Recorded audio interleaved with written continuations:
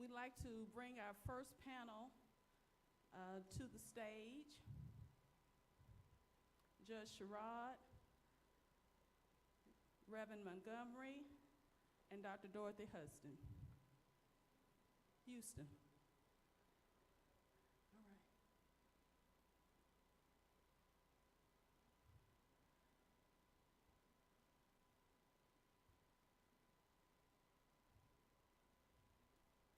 Now we're going to move through the program, and we're going to bring up Ms. Sandra Stubbs.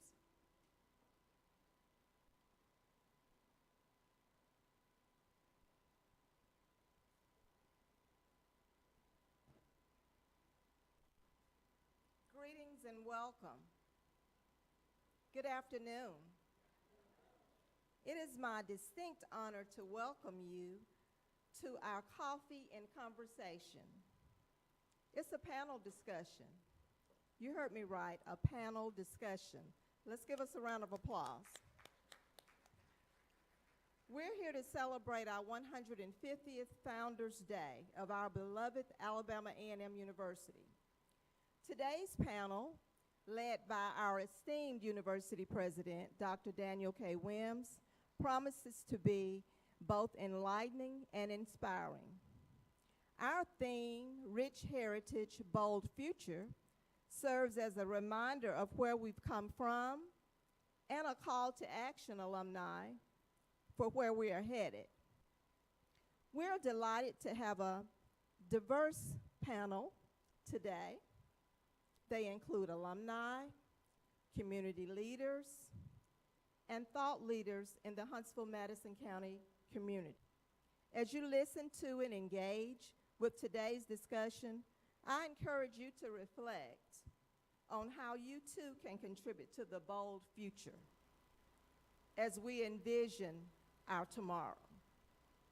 From attending events like today, to invest in your time and your resources, help us to continue all of our transformative initiatives. Thank you for being here, for your continued belief in the Alabama A&M University, and for helping us honor our rich heritage while embracing our bold future. Let's enjoy the conversation, the fellowship, and this shared journey forward. Welcome to Founders Week.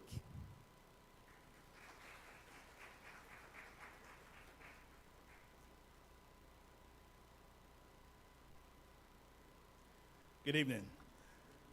Dr. Daniel K. Wims, 12th President. I would say thank you for this opportunity and thank you for this inaugural event once again.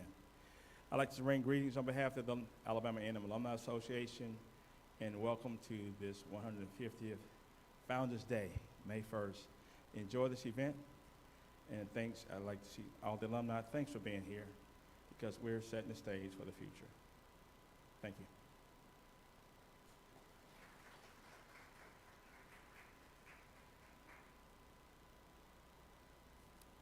Good afternoon. My name is Robert Cash Holmes, class of 70. You'll understand what the cash means in a few minutes. I am excited about being here because there's not one place I'd rather be than to be among alums of this marvelous institution. I was saddled with a responsibility several weeks ago, or several months ago, maybe a year ago, with chairing the 150th anniversary campaign, a daunting task. As we began to contemplate what we were going to do, we landed on $150 million. That for me was a fairly significant number for HBCUs. Now, if you take HBCUs collectively, that might mean something, and that might be something that would be it might have some trepidation about that, but not for Alabama A&M University. We are blessed to have the right president at the right time. When you talk about boldness, it takes a leader that is bold. It takes a leader who is articulate, who has a vision, and one who is not afraid to step out there on faith and do what is necessary. But more particularly, I think this president that we have now will leave this place much better than he found it. I was blessed to have met my wife here. 1967, I was sitting up at Bill Gray's and I saw this little short lady coming with long hair, and I thought, man, she thinks she's cute. Well, she hooked me. 52 years later, I'm still here. She's still taking care of me. We have a daughter that matriculated here. She met her husband here. She has her oldest son, graduated here last year. I have a son, and he has a daughter that graduated 2 years ahead of him. We are absolutely committed to this institution. It started 150 years ago. A 26-year-old former slave or a slave generation of slave leaders, William Hooper Council, started State Colored Normal School, not at this location, but here in Huntsville.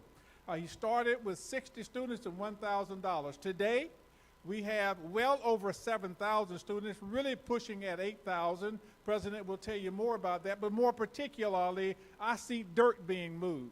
I see earth being moved. I see many things happening here, but it's primarily because the future is now.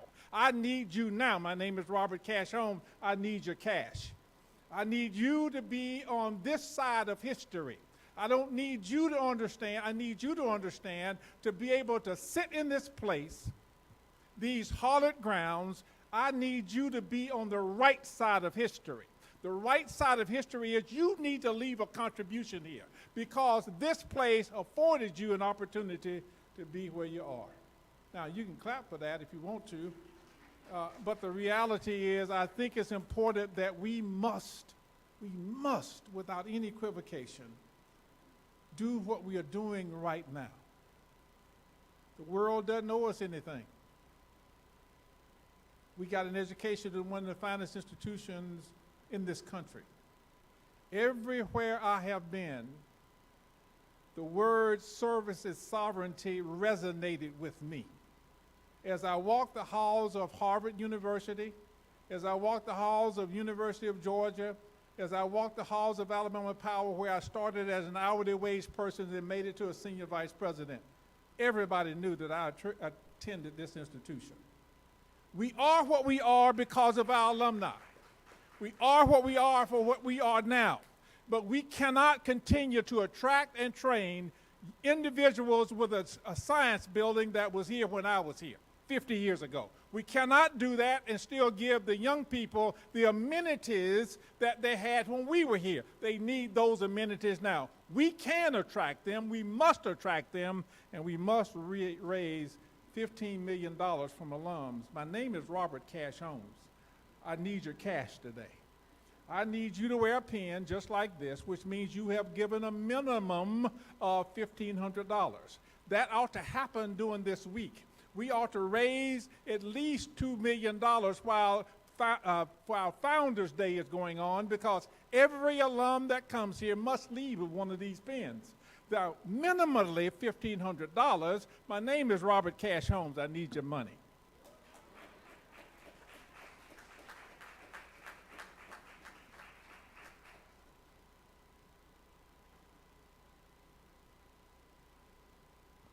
Good afternoon. I am Tanya Davis, class of 1997. Welcome. It's my honor to welcome you to this milestone event, our 150th panel presentation in celebration of Founders Week. Today's conversation will be guided by none other than our distinguished 12th president, Dr. Daniel K. Williams, a dynamic leader whose vision continues to shape the future of Alabama A&M University. Together, we'll reflect on the legacy that built this institution and hear powerful insights from those who've lived the journey. Alumni, leaders, and change makers, offering both a tribute to our past and a bold look ahead. We'll begin with our first panel, Rich Heritage, featuring distinguished alumni and a former Board of Trustees member who will share insights on the foundation that shaped who we are today. I'm honored to introduce distinguished panelists who are joining us today. Our first panelist, Dr. Dorothy Houston. Dr. Dorothy Houston is the distinguished alumni of Alabama A&M University, class of 1979. She's built an extraordinary career at the intersection of technology, education, and civic leadership. As founder and chief executive officer of TMT, Technology Management Training Group, established in 2004, Dr. Houston has led the firm to national prominence by delivering innovative information technology and educational program management and training solutions to the Department of Defense, agencies, and corporate clients. Her professional journey spans over 4 decades, including her tenure as Vice President for Research and Development at the Alabama A&M University, where she directed transformational initiatives in fundraising, research growth, infrastructure development, academic excellence, and notably establishing the Alabama A&M University Research Institute. She also helped to secure ABET accreditation for the School of Engineering. An accomplished scholar, seasoned executive, Dr. Houston holds advanced degrees from The Ohio State University and executive education credentials from Harvard Business School and global leadership programs.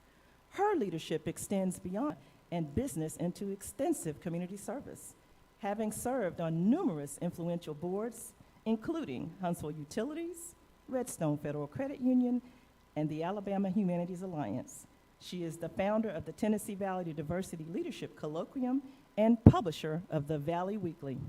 Historically, she spearheaded the fundraising to erect the William Hooper Council statue and plaza. Historic community outreach includes launching WJAB Channel 78. Dr. Houston's enduring commitment to innovation, service, and excellence continues to inspire future generations, embodying the highest ideals of professional and civic achievement. Join me in welcoming Dr. Dorothy Houston.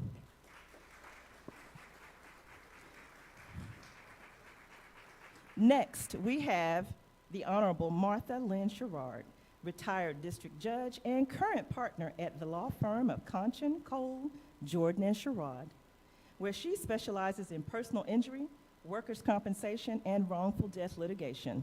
A nationally recognized parliamentarian and seasoned mediator in civil, domestic relations, and probate matters, Judge Sherrard's legal and judicial career has spanned decades of distinguished service and groundbreaking leadership. She made history in 2002 as the first African American elected to an at-large partisan judicial seat in North Alabama. As presiding district and juvenile court judge in Madison County, she pioneered Alabama's first family drug court and expanded the county's specialty courts to include adult and juvenile courts. Her leadership transformed local justice systems and influenced statewide reform, including service as a Chief Justice Task Force on drug courts. Judge Sherrard's leadership extended nationally as the 35th chair of the Judicial Council of the National Bar Association, where she launched initiatives including the Judges Mentoring Program and expanded national partnerships. Her contributions have earned her more than 150 awards, including the Thurgood Marshall Award, the Leon Higginbotham Award, the Global Leadership Award from Global Ties, the top 10 personal injury lawyers in Alabama in 2021, 2022, and 2023. The Rosa Parks Woman of Courage Award and the Citizen of the Year Award by Omega Psi Phi Fraternity Incorporated.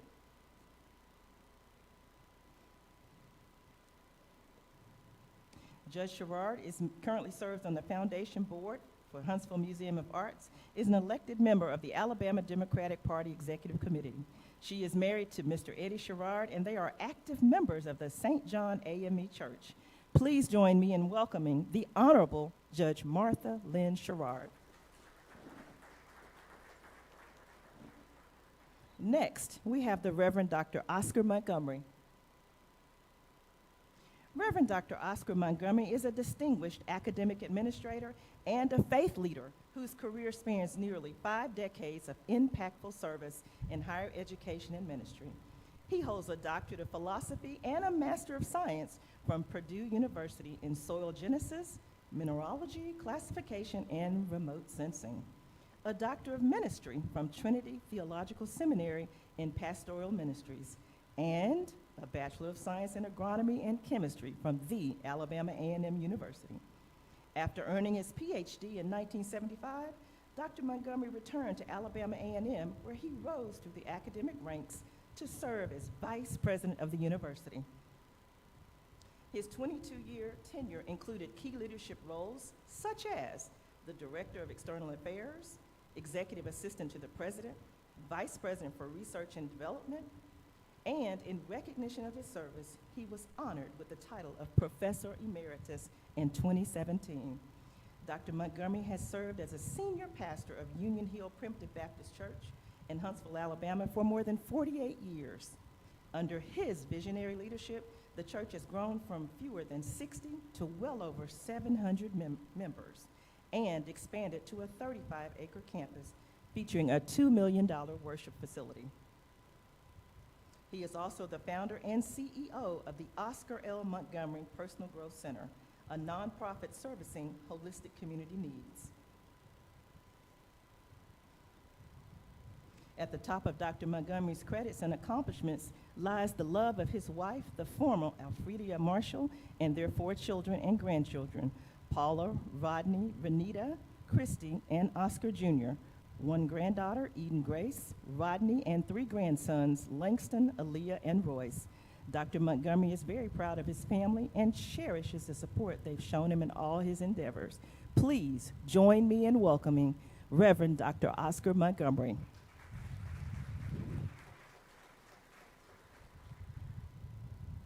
Our next panel, The Bold Future, includes Maya Gibbs, Damian Green, and Michelle Watkins. Michelle Watkins is an emerging leader in technology and student governance. A graduating senior from Atlanta, Georgia, Maya is earning her Bachelor of Science in Computer Science with a concentration in cybersecurity from the Alabama A&M University. She currently serves as the 75th Executive President of the Student Governors Association for the 2024-2025 academic year, a role that caps a distinguished record of leadership and service within the Office of Student Activities and Leadership Development. She is in her sophomore year. Please join me in welcoming Ms. Maya Gibbs.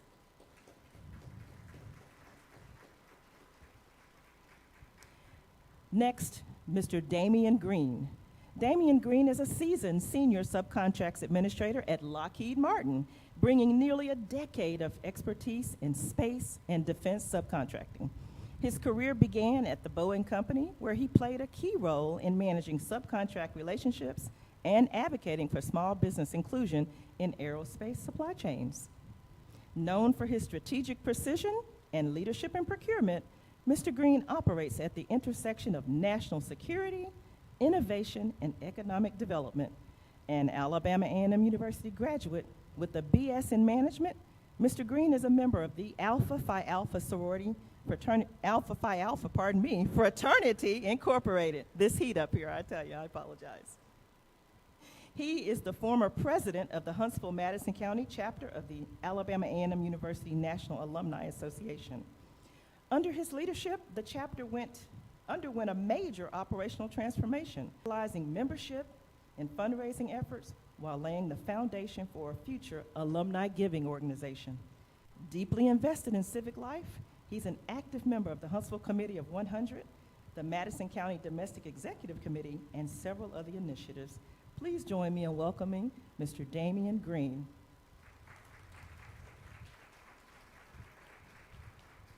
Our final panelist, Councilwoman Michelle Watkins.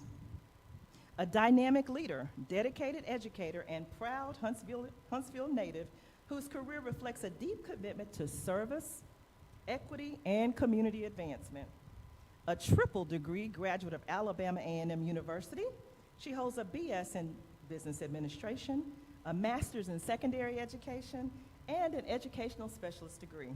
With 8 years of impactful leadership on the Huntsville City School Board, Councilwoman Watkins has championed transformational initiatives in public education, including $600 million capital improvement plan and a new $40 million career technical center. Beyond the boardroom and the classroom, where she taught at J.O. Johnson High School and J.F. Drake State Technical College, she has been a tireless advocate for dual enrollment partnerships with Alabama A&M University and Drake State, expanding opportunities for Huntsville students, and an active member of the AAMU Bulldog Club and a lead management and program analyst at Redstone Arsenal. Councilwoman Watkins embodies public service with purpose. Please join me in welcoming a passionate voice for purpose and progress, Councilwoman Michelle Watkins. At this time, I will turn it over to our 12th President, Dr. Daniel K. Wims. Thank you.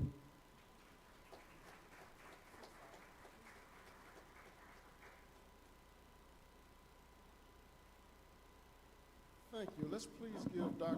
Davis a warm round of applause. And do we need to get the paramedics? We'll forgive her. And please, Mr. Green, it wasn't me. You see,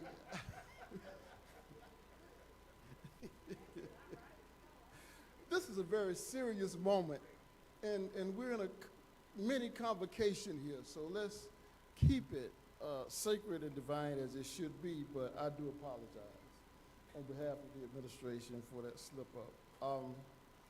I'm very happy to continue a discussion that we started last year during our annual convocation.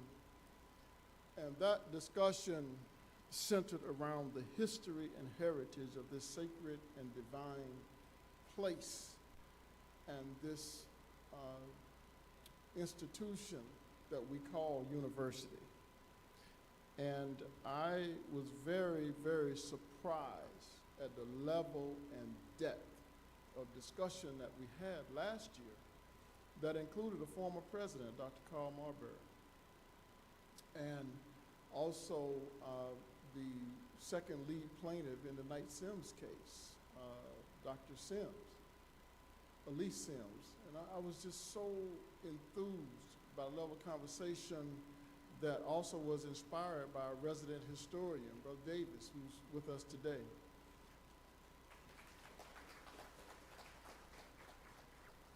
And I have enjoyed a good relationship with him. It started off kind of rough 15 years ago, and we laugh about it now. But he and I discuss the history of Reverend Dr. Counsel and the challenges, the impacts, the positives, the negatives, and while his work was sacred and divine, he was not perfect. And he and I are probably the only ones that can deconstruct in the way that we deconstruct it. We wouldn't dare do that in public, but we have some very, very deep conversations, and I've enjoyed my friendship and relationship with him. But I'd like to thank Mr. Miller for his work with the Alumni Association in helping us with fundraising and galvanizing the alums around this 150th year. He's done a great job, so please give him a warm round of applause. He and Ms. Stubbs have a full 2 weeks leading up to the Golden Class 50th recognition. And so thank you for all the work that you're doing, Ms. Stubbs. We look forward to that next week.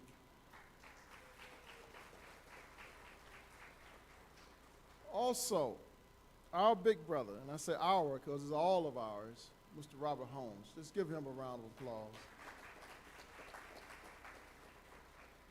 The energy for this 150th campaign is unmatched, and I'm just so grateful that he, along with his honorary co-chair, Mr. John Stallworth, have taken on this charge, and Mr. Holmes has really inspired and energized our alumni base, and we're well ahead of our target, and we're very, very happy to know that by December, we'll have more than that $15 million that we're looking for just from alums. Please give him another warm round of applause.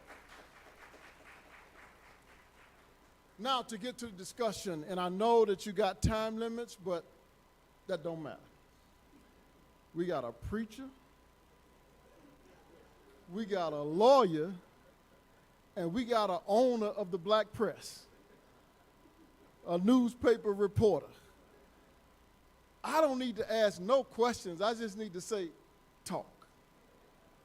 But we'll give some seeds because these three have been instrumental in the trajectory of this institution. First with Reverend Montgomery, who was a student, who many of you don't know, got kicked out of school. But I'll let him share that story. But he was an agronomist, a real major, Ali.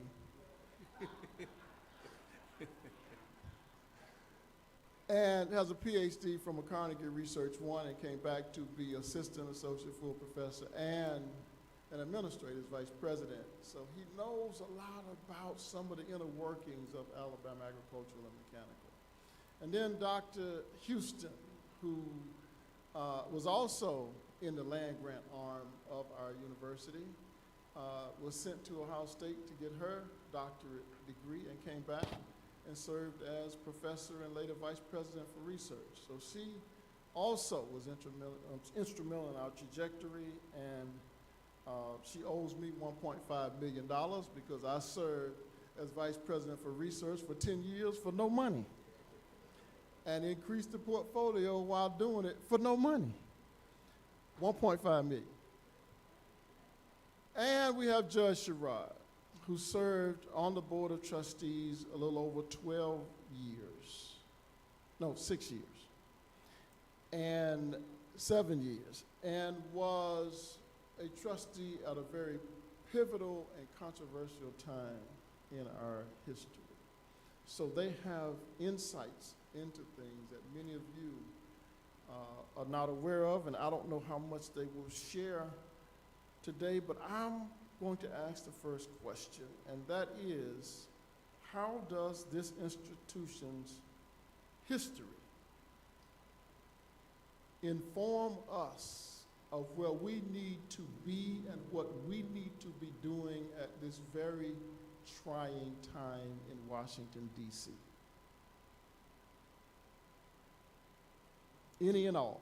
Repeat the question again. How does our history, which started at the end of Reconstruction, moving into Jim Crow segregation, inform us of what we need to be doing now at this very trying time in the District of Columbia? I'll give it a shot. First of all, let me say, all glory be to God. I'm honored to be a part of this panel discussion here today. I think it begins with, in terms of our history, our keeping hope alive. Keeping hope alive. Dr. Morrison and others had this saying, we've done so much with so little for so long. They expect us to do everything with nothing. We've shown ourselves to be a resilient, a resolved institution. We're a faculty, staff, and student body, regardless of the past obstacles that we didn't see them just as obstacles, we saw them as opportunities. So we got to keep hope alive, but we would also commit ourselves to helping our institutions. Dr. Janetta Coles, out of the first female president at Spelman College, had, one of her speeches made the comment that African Americans have a way of loving their institutions to death. That is, rather than giving, they seek what they can get from them. So in terms of help, we've got to position ourselves so that we can give, and you can't just not warm words and nice remarks, but we've got to be able to support our institutions financially. We can't rely just on other folks to do for us what we can do for ourselves. And it's not that we don't have it. So we got to keep hope alive. We got to get the help. Where you don't have the money, you can be advocates, be supporters of the institution. That I'll leave some space for the others to add.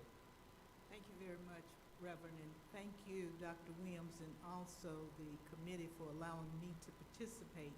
I think it's extremely fitting and proper that we should be here today, May the 1st.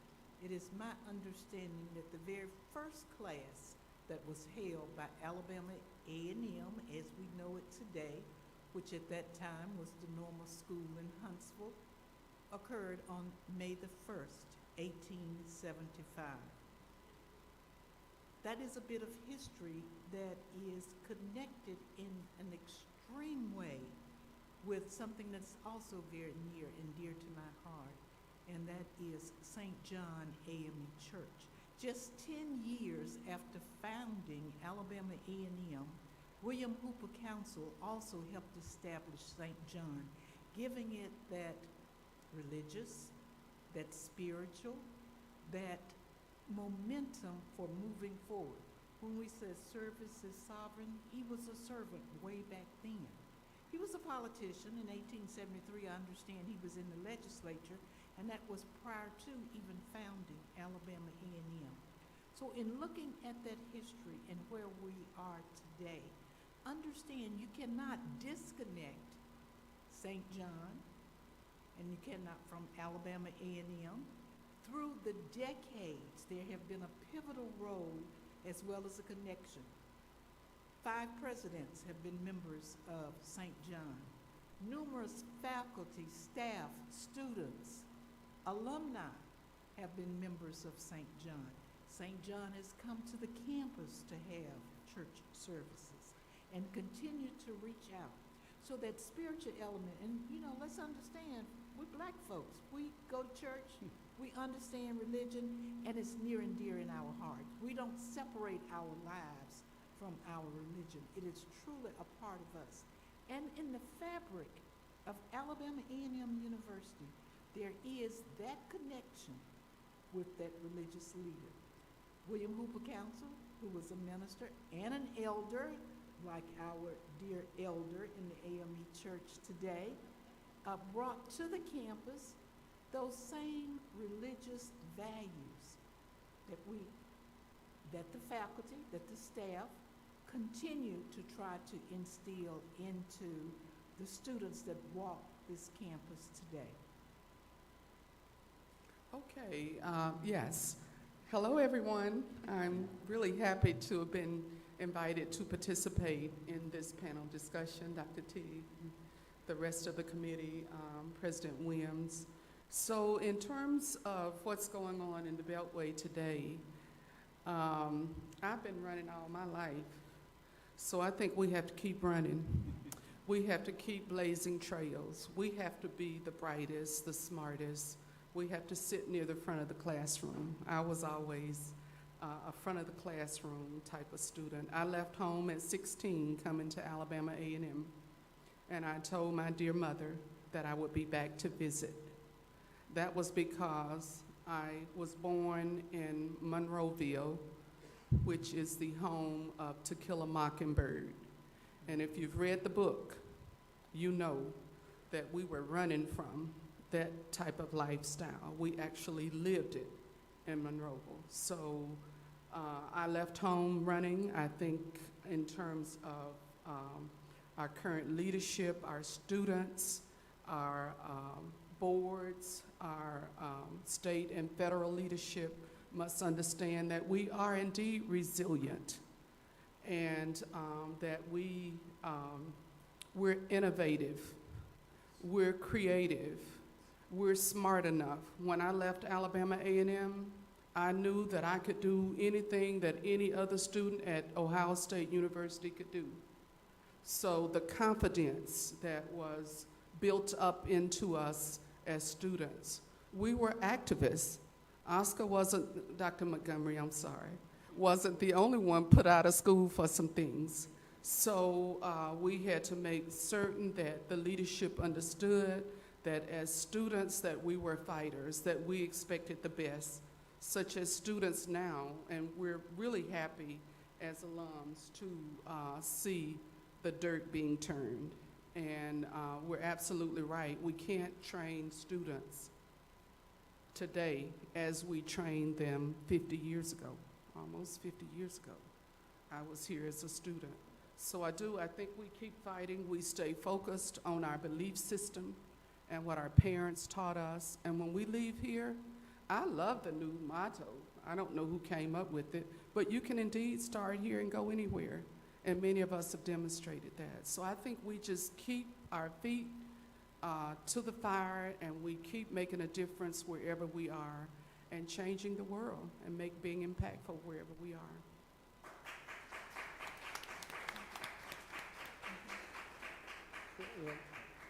It's very important because the administration actually wrote an executive order. They've been working on it for 2 or 3 months, and many of us had an opportunity to opine on what we thought should be in it. Thurgood Marshall College Fund took the lead, along with individual lobbyists, even our lobbyist was involved in the conversation. And on the congressional side, Congresswoman Adams out of North Carolina, who came here, she led the charge on that side.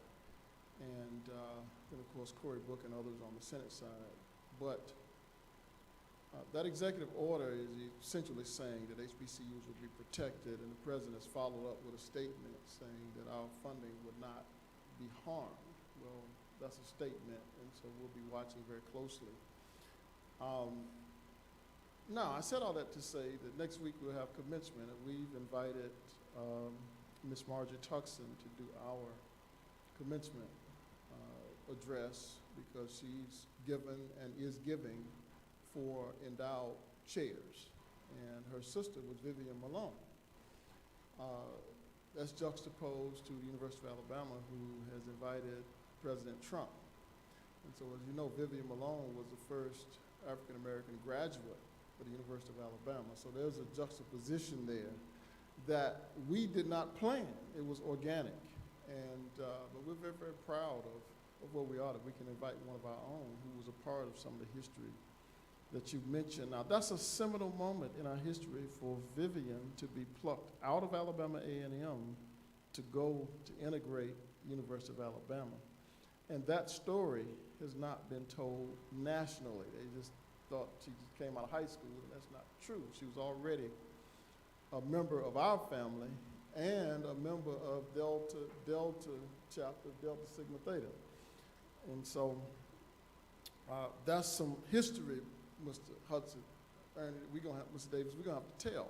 But the question is, given those seminal moments in our history, what in your eyesight, given that you've been a part of this ecosystem for 50 or 60 or 70 years, do you think was pivotal, a moment or two, in where we are today?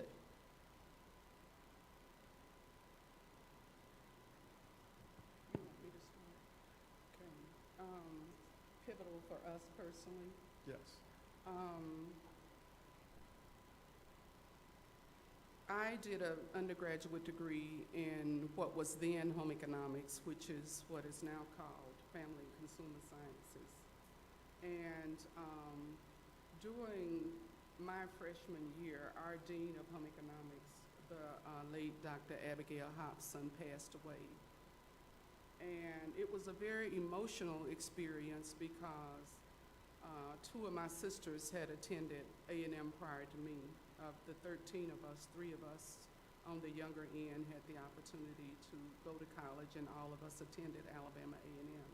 My sister Mary is here today with us. And Vanessa and I got to come because of her.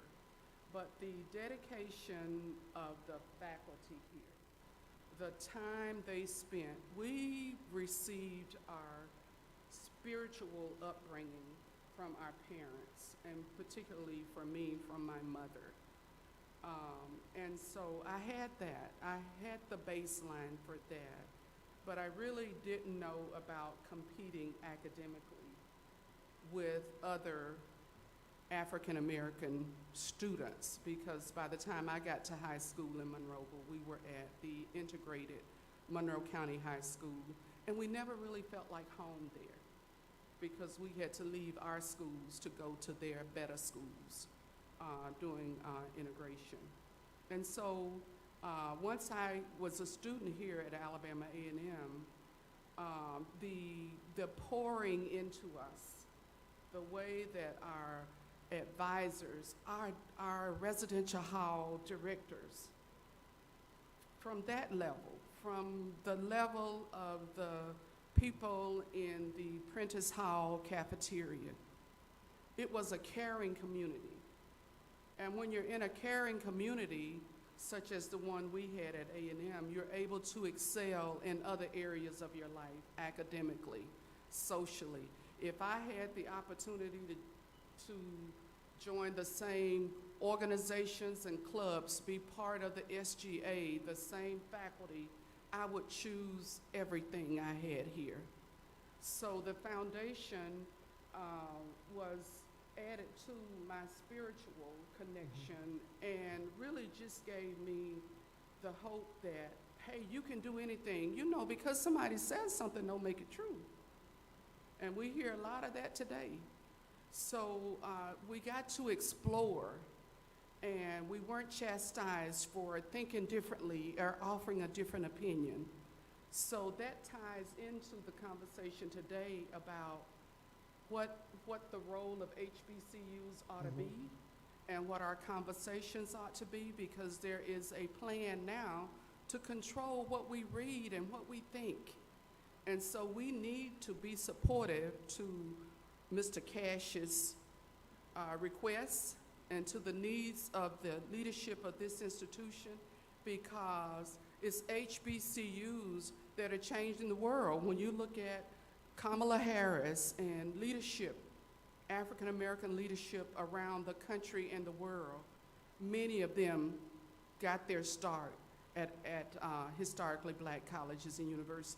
It's hard to put a name on the sweet spot in terms of what you get when you're here. But just the pouring into you, if I could define it, I wouldn't need to be sitting here. I could be selling books somewhere. But yeah, if I could define what it really is any more than, you're not gonna get it. They didn't care whether we made it or not once I got to Ohio State. A few people did, but on the larger scale, they didn't care. They figured you weren't gonna be there but a semester or two after all. So you can't get what we're giving here anywhere else. Now, Dr. Houston and I never had that conversation, but I'm sure, did you live in Jones Tower? I did. And you know, every semester there was somebody backing up a car, and you saw them, That's and right. you would look at them, and you knew they weren't coming back. That's right. That's a very horrible feeling and sight for students who were valedictorians of their classes at various black colleges. But that's whole nother conversation. Yeah, you were already top of the class to even get there, and they still didn't expect you to make it. But because of what we got at places like Fort Valley and Alabama A&M, and I had a roommate from Virginia State, so you got to meet other people who felt like you, who had the confidence you had, and so it provided for an opportunity for you to really excel. And that's essentially what we did. Well, I didn't live in Jones Tower. I lived in Jonestown. Okay. You cut the mic off. Good Well, job. Jones Tower was one of those tall high-rises. There were two of them that the master's level, introductory level graduate students got to live in when they went to Ohio State. That's one of the places you were expected to live. You know, talking about living in a high-rise, I befriended a gentleman here at Alabama A&M University, and he said to me, he said, when I came to Alabama A&M, that was the first time in my life that I had slept alone in a bed. He said, when I came to Alabama A&M University, was the first time I got to eat with a fork. We only ate with spoons at my house because that's all that we had. So when you look at the students that come, and let me say, he went on to have elected office, to run his own business, and to be very successful. He was a true model of, you know, you can come here and go anywhere.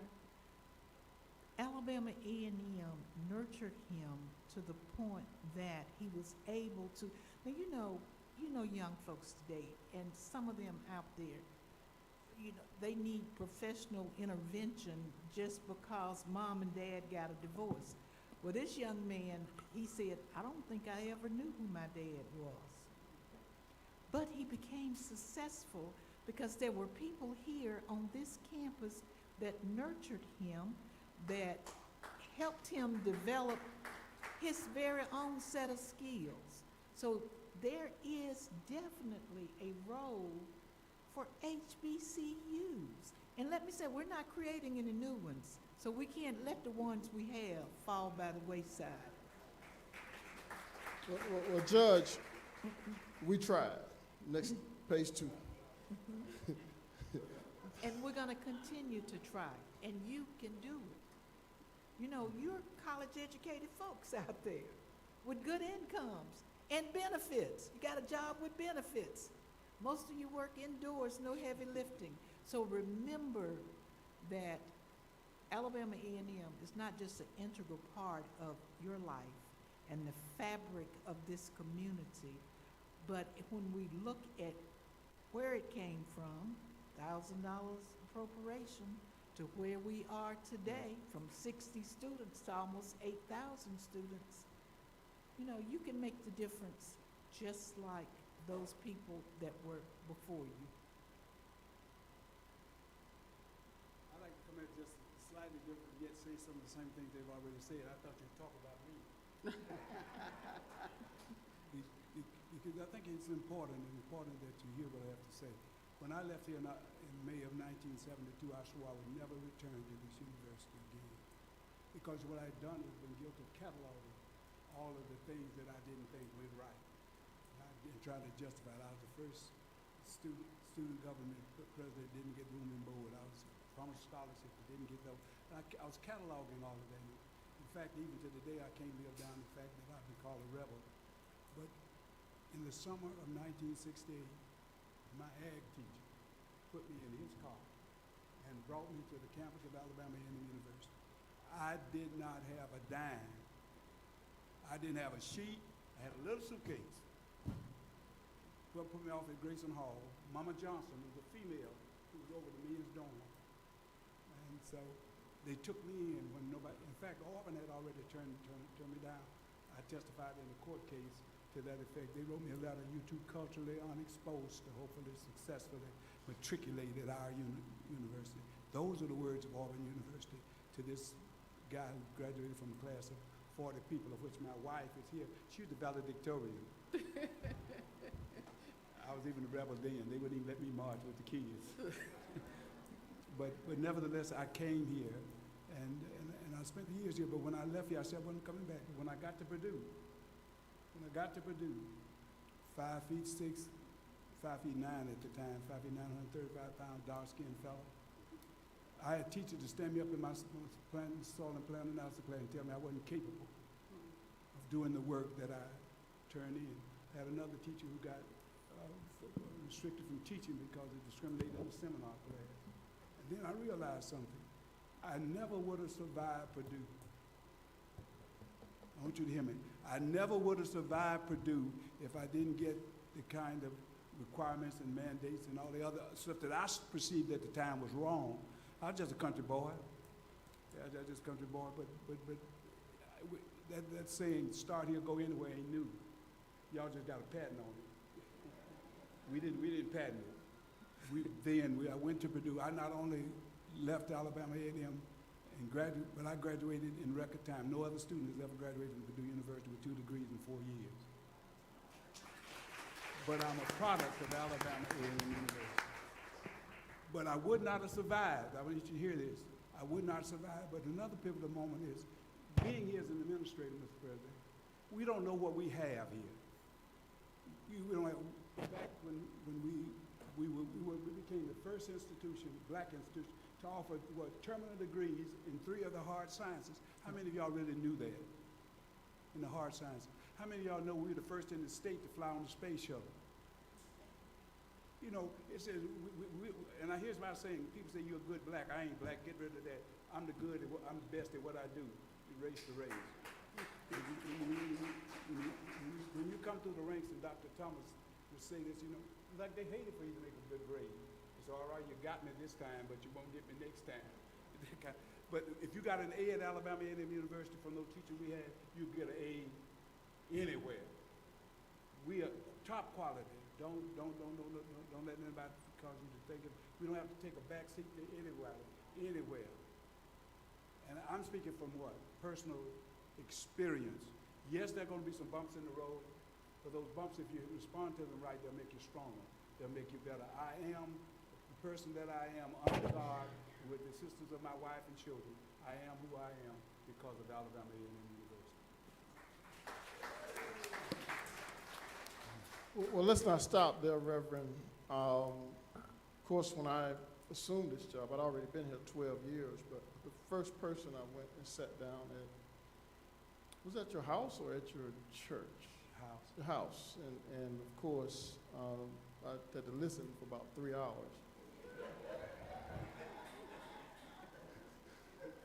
But as a student of the history of Mordecai Johnson and later Benjamin Mays, and being also an agronomy major and Carverite and Booker T. Washingtonite, you know, you look at their trajectory and challenges.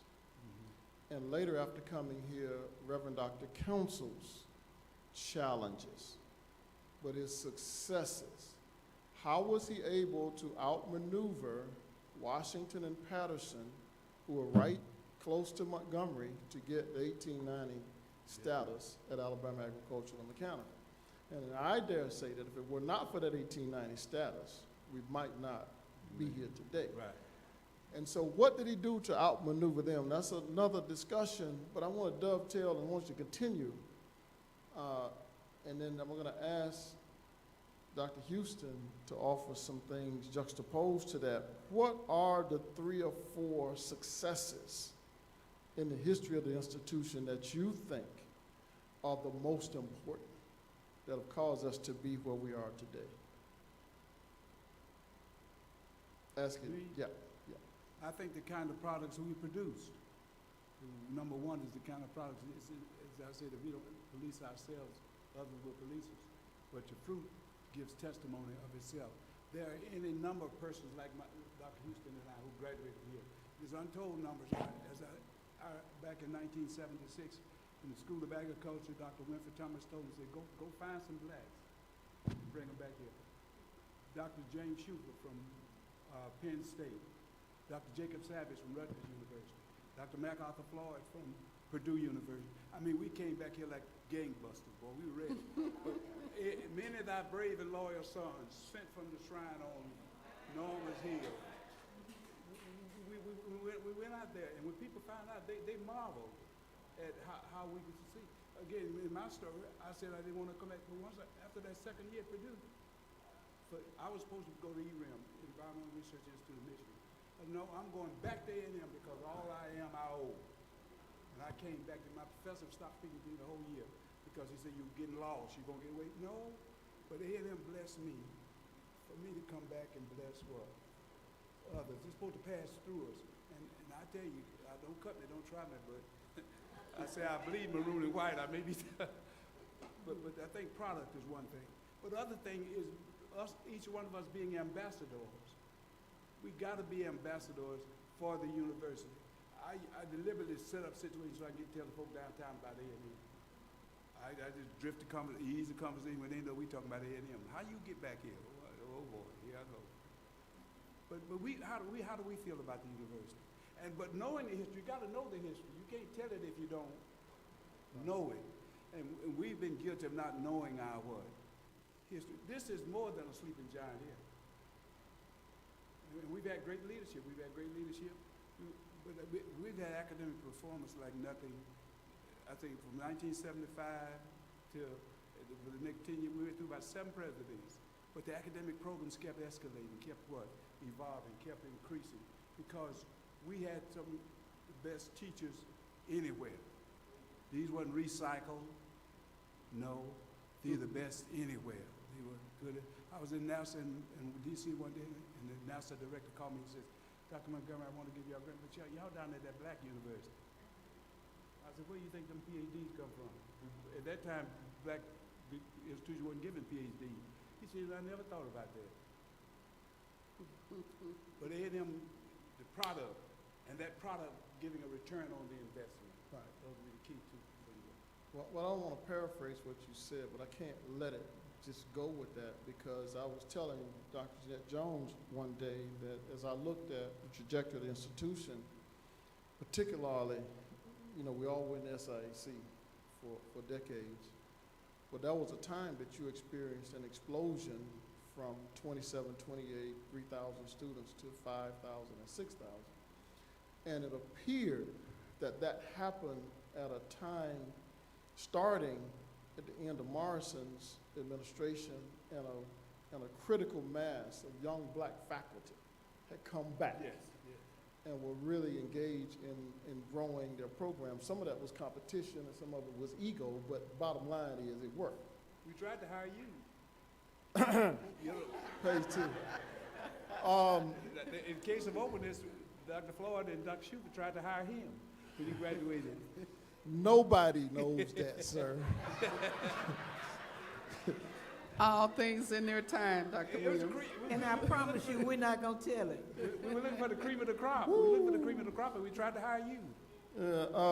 Anyway, so let's get into this piece of, we got to 5,000, 6,000 students, and we fluctuated for about 25 years. Our endowment remained kind of flat after the Knight Sims case, and we established that, and we've had not much capital growth over the last 20 years. I think the newest building is this one and the engineering building.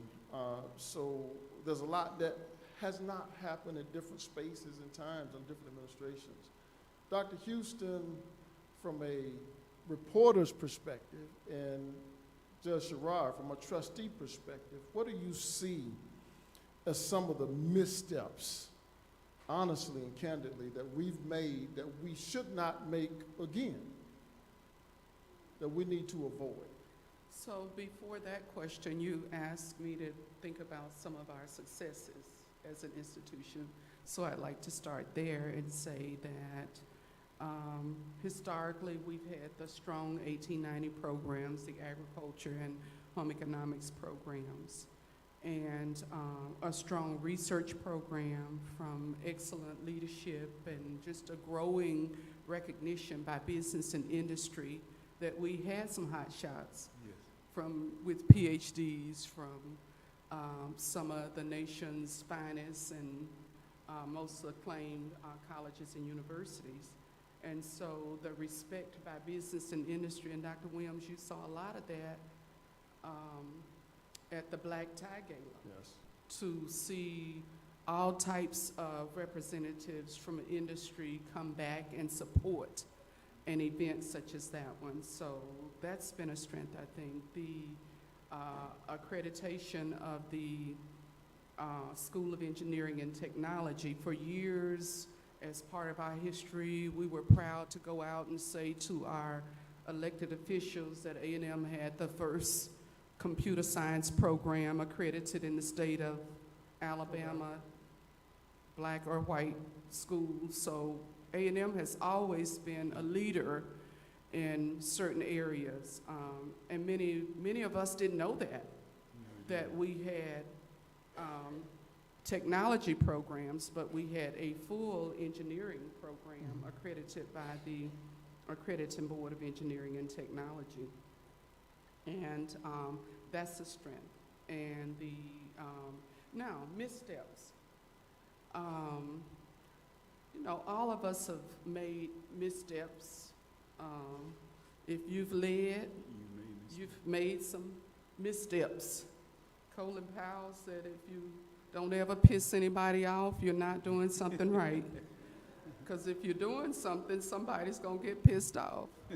So a misstep, I think, could likely look like punishing, and it ties into where we are now politically, punishing or outcasting people who have a different opinion. Different opinions are good. Before all of the DE&I stuff, I was one of DOD's leading trainers in diversity. So if we take race and religion out of diversity, then all of us understands that we're all different. And that as future leaders come and go, we need to recognize that all of us were trained at different places.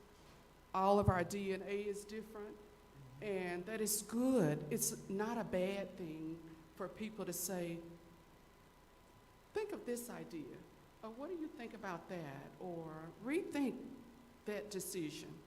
It gives us pause as people who have the responsibility to make decisions, that everyone can contribute in some way.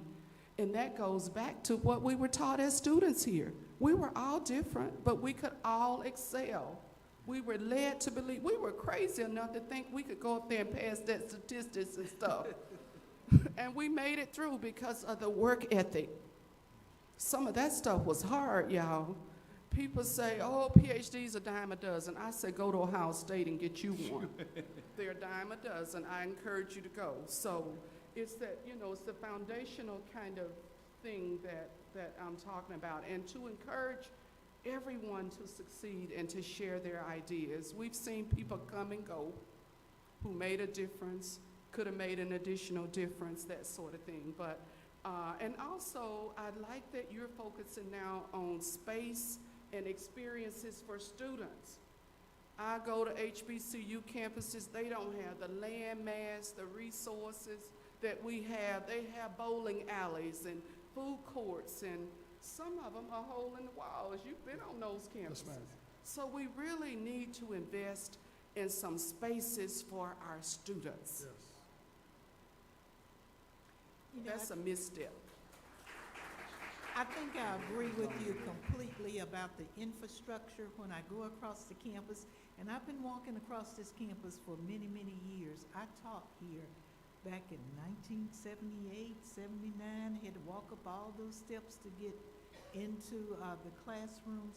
But the infrastructure now, you know, alumni, you say you see the dirt turning. Yes, the dirt is turning, but more importantly, the land mass, as she has described it. There's room for expansion. There are things on the books that's going to not just make this look like the university that you want it to look like, but be able to attract those students from absolutely anywhere. One of the other things I think is a great success for the university is community partnerships with industry, with the elected officials, that you reach out into the community. This is North Alabama's school. This is Huntsville's school. Look at athletics. We are the athletic powerhouse in North Alabama, and we are attracting people for that. When we look at missteps along the way, I'm afraid I've got a real weird vision of things. I was on the board for 7 years, although I had a 6-year term. And during those 7 years, there were 5 presidents. That type of instability would challenge even the folks that had the right kind of money. And you, as you know, the appropriations have never been appropriate here. I often talk with my friends that are you know, distinguished professors. They understand the language of the academy. And I often will say, you're still a school, you're still teachers. If students go home, you have to close your doors. So we got to be about the educating of the students, but education is more than just academics. You've got to acclimate them for the world and for world leadership. Mr. President, let me say this. Let me say this too. You know, as we talk about this, John Maxwell in 21 Irrefutable Laws of Leadership says everything rises and falls on leadership. And the one law of the lid, no organization rises any higher. So it's going to be imperative and important that we, in selecting board members, I ain't casting no flexes, that we select men and women who know what success looks like, who really are committed to the mission and ministry, I call it ministry here, of this institution. So it's going to be very high because they determine the kind of presidents we recruit in terms of kind of leadership. It's a trickle-down effect. So the challenge is ever before us to make sure that what we bring in the kind of people, and I used to have a principle called give, get, or get off. Yeah. You know, they're giving power, getting power, or what? Get off the board. Get off the board, that's putting it mildly. Yeah, But the faculty has to also, now, you got to make sure you got to have top caliber faculty, and that takes money. You got to be able to offer competitive what? salaries. You gotta be off competitive salary. And guess what? You gotta have some sources and resources. So that's one to throw that in. Well, the reason we ask that question is because, as you said earlier, if you don't know history, you're doomed to repeat it. And all of our institutions have suffered, and when I say our, I mean HBCUs at different periods of time. A lot of it is due to leadership and leadership choices. And what I implore upon the faculty and staff is that we're going to make mistakes. We just don't want to repeat old mistakes. And some of the things that you're talking about are very important for them to hear from you. You know, because you got 50, 60, 70 years of history here. And so that leads me to another question. I don't know how much of an in-depth study you've done of Reverend Dr. Counsel, who he was, his ethos, his belief system, his priorities and commitments. And as me and Brother Davis engage in these conversations, the question is, do you think that the institution is still on a trajectory to realize what he dreamed or aspired? I believe William Hooper Counsel was a visionary. He had the vision that it could become an institution to train, and of course I understand back then it was to train teachers to teach black kids. But he had a vision that the institution could go beyond that and could develop. One of the things that I hope each and every alumni recognize today, that once again, Alabama A&M University has a president that is a visionary, that can look beyond what's out on Meridian Street and can look and see what this academy can be developed into. That as the systems are changed, as the offerings are changed, there's a reason why in the last 3 years you've gone from a little over 5,000 students to almost 8,000 students. It's because the world recognizes that and want to become a part of the vision, and that vision being all that Alabama A&M can become. So I applaud you, Dr. Williams, as being one of those visionary leaders and is the man for this time.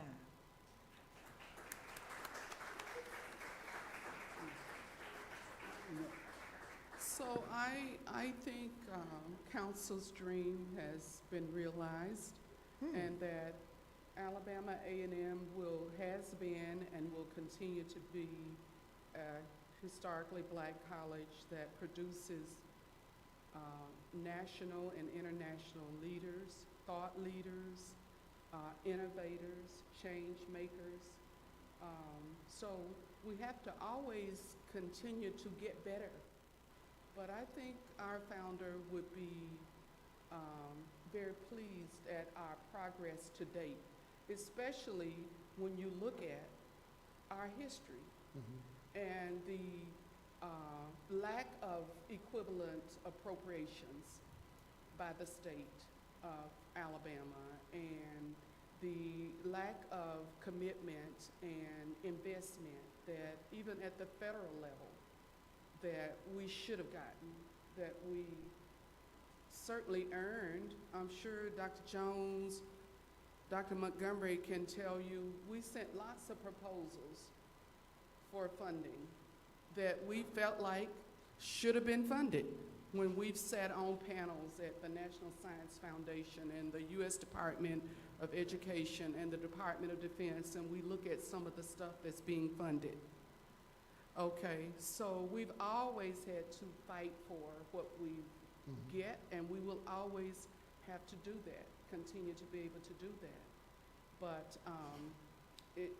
when you look at, and you've mentioned this, Dr. Williams, the conditions of HBCUs in America and the continuing struggle, I, like Judge Sherrod, applaud the innovative leadership that we have. I mean, even coming back at homecoming, this is a different place. And if I were in high school right now, I'd come back to Alabama A&M. I'd have the same friends, I'd pledge the same sorority, I'd have the same boyfriend. I would just do it the same way. I would be in the same clubs and organizations, so we're living Dr. Council's dream. I asked that question because I need the faculty and staff to digest that. Before I say that, yes, sir. I will say this, I think it's important. We say that we are continuing council's vision and dream, but how many are intelligent as to what that dream and vision was? That's what I said. See, you know, I was in the church in Indiana, and then the clerk of the church, every church anniversary, she didn't like she write him into history, and she write him out. 1 year he's in the history, the next year he's not. I've not had it, I've been here since '68. I mean, well, let's go from '85. So with the leaving departure document. We've not talked as much about that history since in this period, since then, as we're talking about it now, in the present. Our people just don't know the history, you know. And I want to reference, you know, two of my daughters, I couldn't persuade them to go here, but they got scholarships to go somewhere else. But they left that other institution, and even it was ingrained in them. Yeah. See, you need a president, you need a faculty, administrators, and everybody who believe in the institution. When I was at Purdue University, they didn't care where them other professors came from. You never saw Michigan State or Penn State Right. or any kind of jersey on them. Purdue say, we pay you, you look like us. You look like us. So you got to get that. It has to be an aura. They're saturated with the fact of love and admiration and belief in it. And I've anguished over that. I watch sometime when we sing the school song. 90% of the faculty ain't moving their mouth. They don't even move their mouth. They don't even know the song. But when we came here, we had to take 1 hour freshman orientation. Yeah. You got a grade on it too. You had to know the song. You had to know the history. Anybody else feel me? I didn't look around now. I look around and they're looking. So we've even gone so far so that the name will first resonate, and then we'll backdoor into the history. Yeah. That even when we do performances, we always put his name forefront. You never see my face, you never see my name. It's always about Reverend Dr. Council. And there's a reason for that. If you go to Morehouse, most people don't understand, Morehouse was not started by black people. Right. Neither was Spelman. We won't get into that. Oh, we know that. Tuskegee was started by a committee that hired Booker T. Washington, but they don't know that the first request was to send a white man down from Hampton. Right. And the Hampton president, who was white, said, I have a black one, I'll send you. And the guy had to walk from Hampton to Tuskegee. It's true history. So, but the idea of Booker T. Washington started eroding with Morton. Okay. If you understand, the Tuskegee that Booker T. Washington and Wendell Scott knows and vision is not the Tuskegee of today. And so the same with so many other black colleges. And I'm saying that we have an opportunity now to bring it back to the center of discussion of what Council's dream was. But if I ask somebody what was Council's wife's name, they don't know.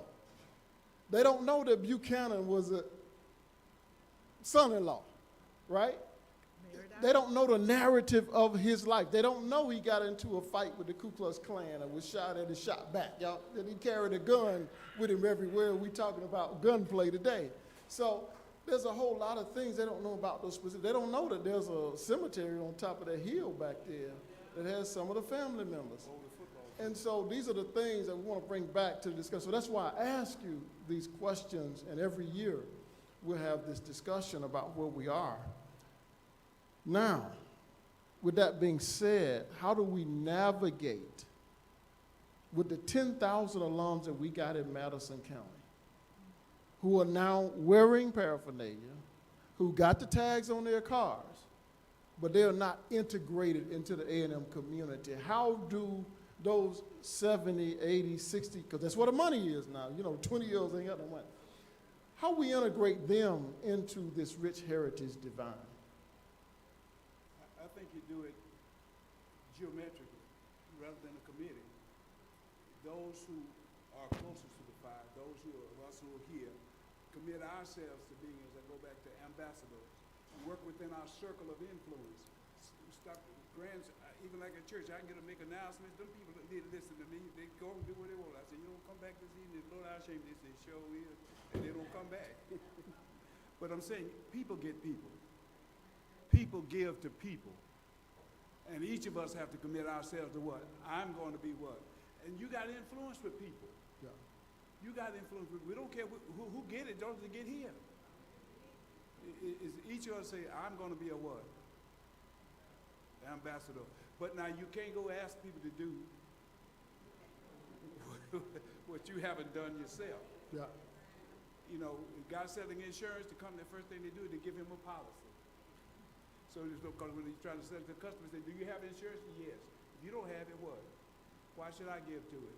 But you gotta love A&M enough to what? To give and then go get some more folks. I think we also need to make sure that the campus is welcoming to the community. Yeah. There are people in Huntsville that have never set foot on this campus. All they can see is the stadium when they go down the parkway. So let's invite them to the stadium. If we get them to the stadium, we may get them to the rest of the campus. And yes, I believe that athletics is an integral part of what this academy has to offer.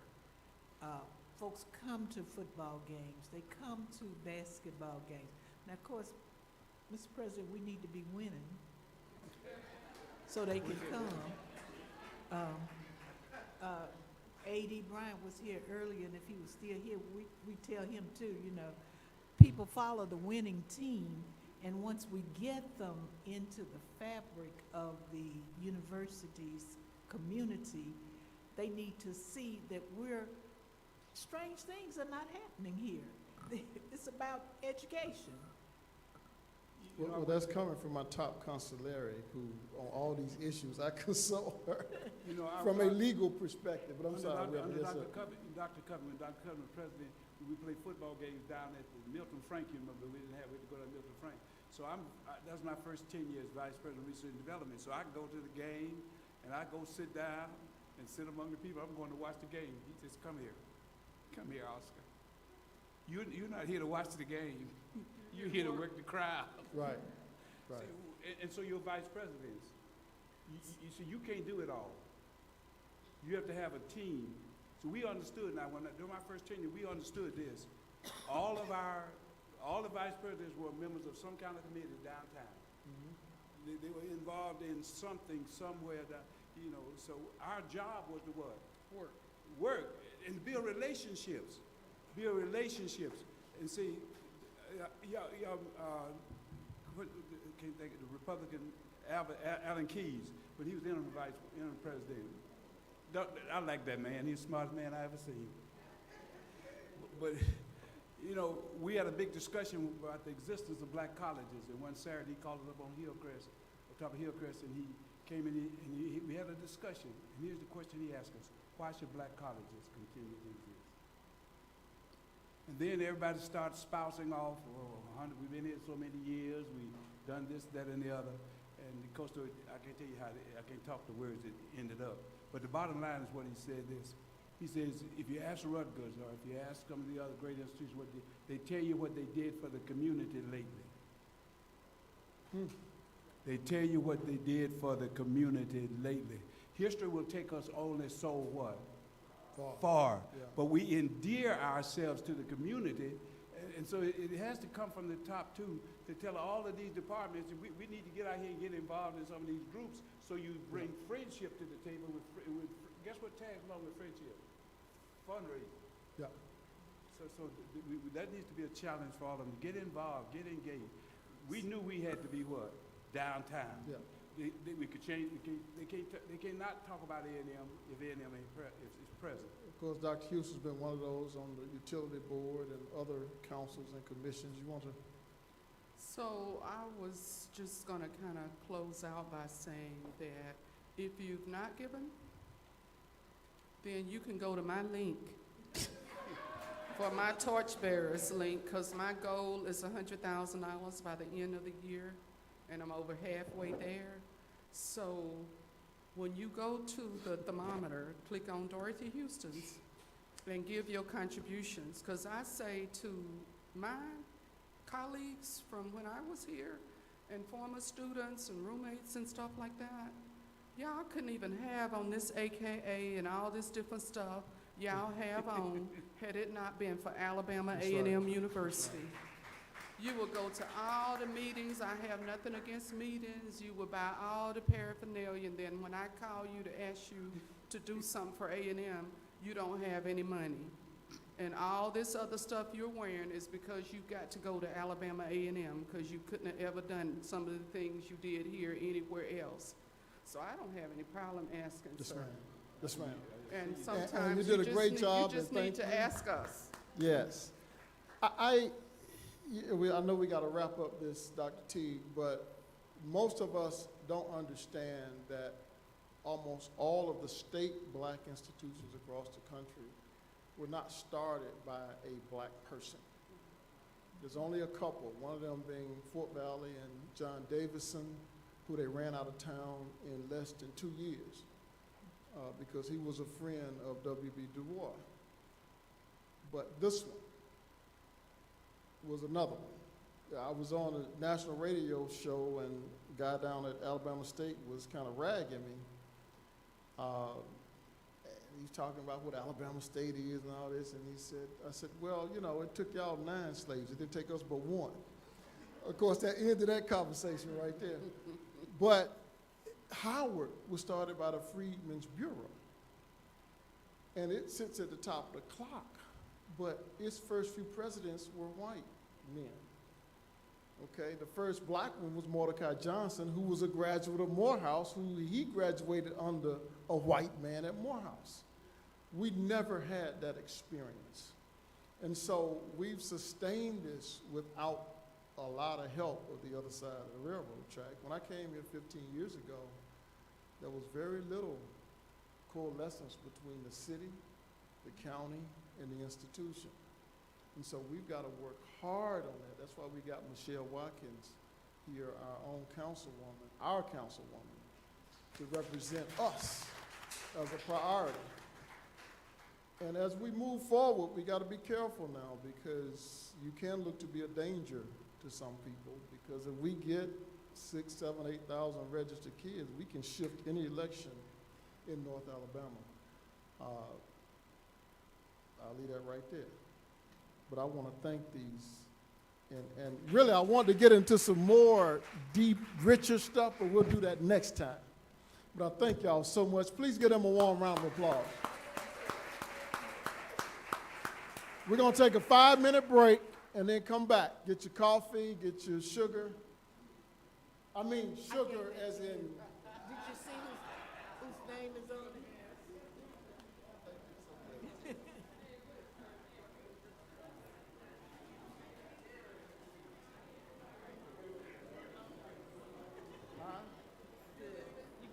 What'd you say? No. Dr. T, you want to keep this? Yes.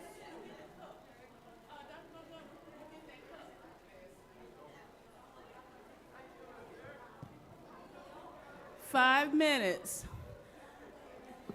And as they say in church, please don't leave. Please don't leave. In fact, my ushers channeling Marvin Sapp, close the door. Hold the door.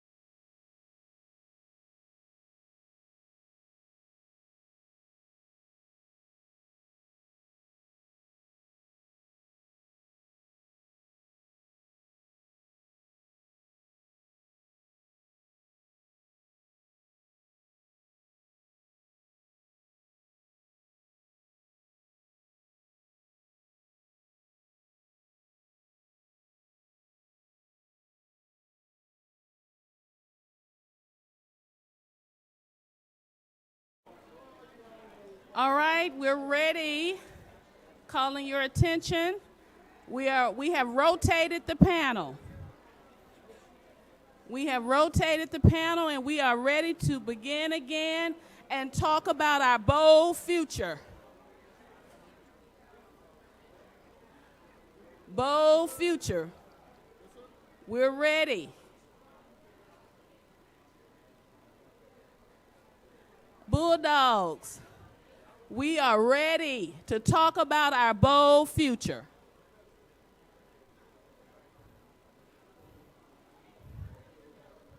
Rich heritage, bold future.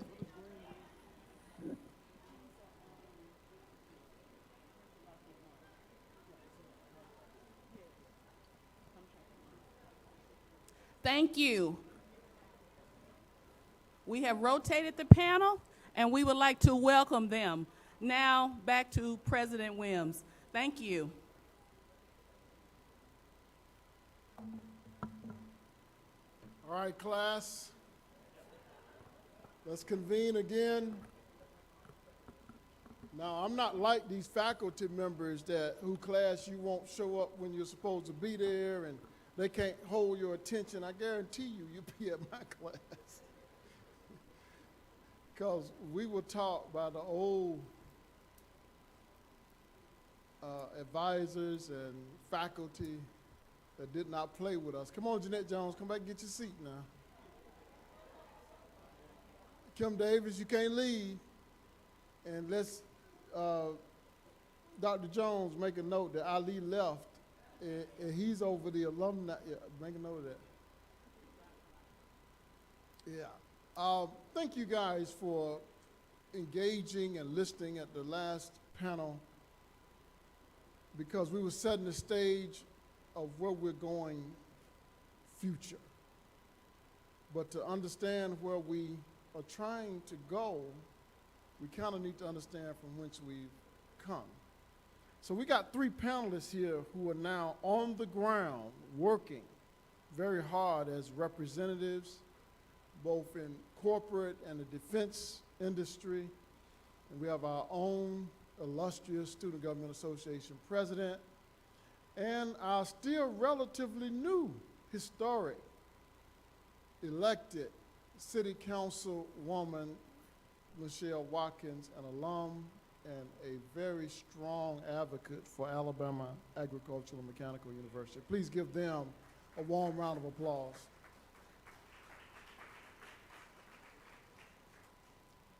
I am so happy that they will come and share with us and share in a very transparent way. So I'm going to ask them some questions, and they can take those questions in any direction that you choose. But hopefully you'll give us some rich marching orders that we can take notes from and use in our everyday life in this ecosystem that we call university. So let me ask you a question. How can we better inspire our students, our alums, and community members to connect with our institution for a lifetime?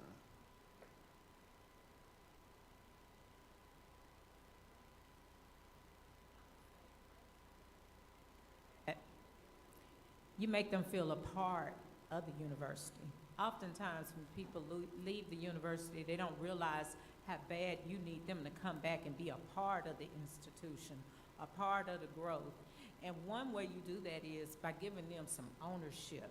Make them responsible for something. One of the things that I find people value is their time. And if you tell them you need them and you need them involved, they will come back. I find a lot of disconnection even with my family members who graduated from Alabama A&M University. I often ask, why do you not come back and do things with the university? Why you don't join the Alumni Association? Why you don't join the Bulldog Club? And it's like, I never thought of that. So a lot of times it's just having that conversation with them and telling them how much you need them to be a part of the university. So it's impactful too to make sure with our younger generation that we give them an opportunity to see that we're passing a torch. See, a lot of times, during my generation, they were holding the torch like this. And they, you know, you'll be over here and they'd be like, when it's your turn, I'm gonna let you know. And we sat there until some people younger than us came and took the torch from them, and we were still waiting on our turn.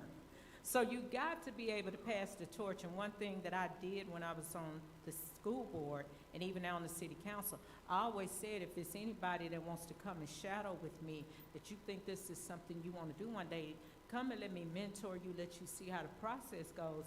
So when it's time for you to step up and when I'm ready to go, you're ready to lead the way and you don't have a learning curve.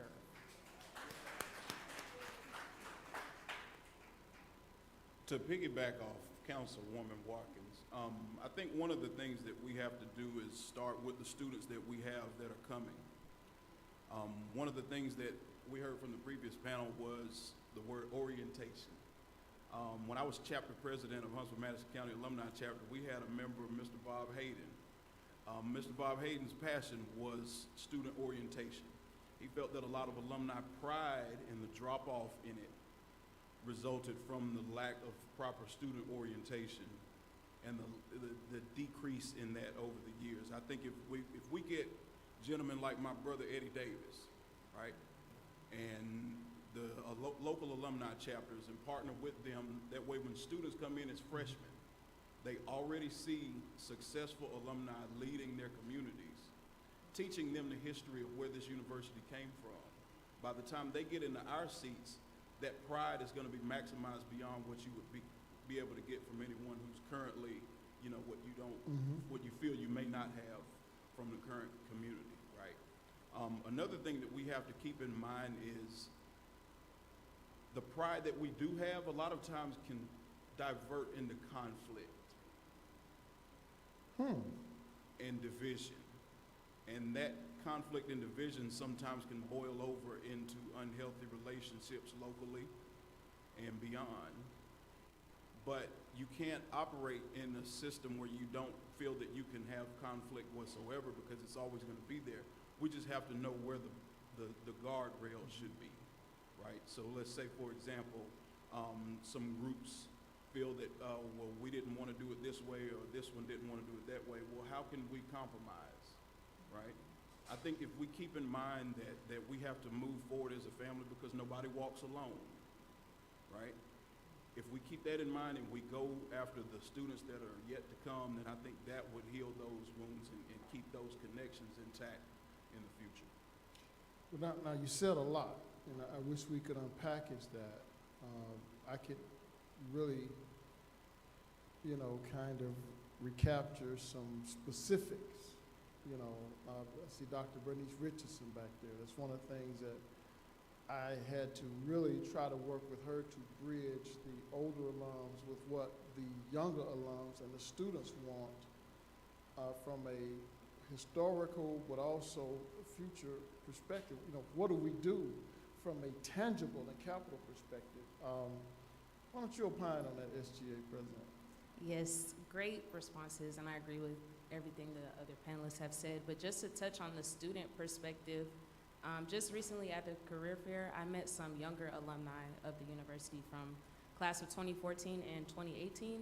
So I think that the younger generation of alumni are slowly starting to become more engaged with the current students of the university, and I think that's accredited to the advancements the university has made.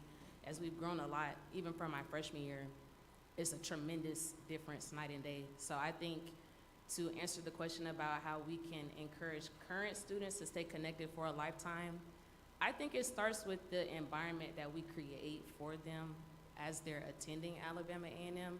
Mr. Montgomery touched on that in the previous panel about when he came, they took him in and made him feel welcome like a family. And I think that that's something that I brag about all the time, that A&M just has a family-oriented culture. So I think the way that you embrace students and the experience that they have while they're here, it definitely encourages them to stay engaged currently and after they matriculate into their careers after leaving the university.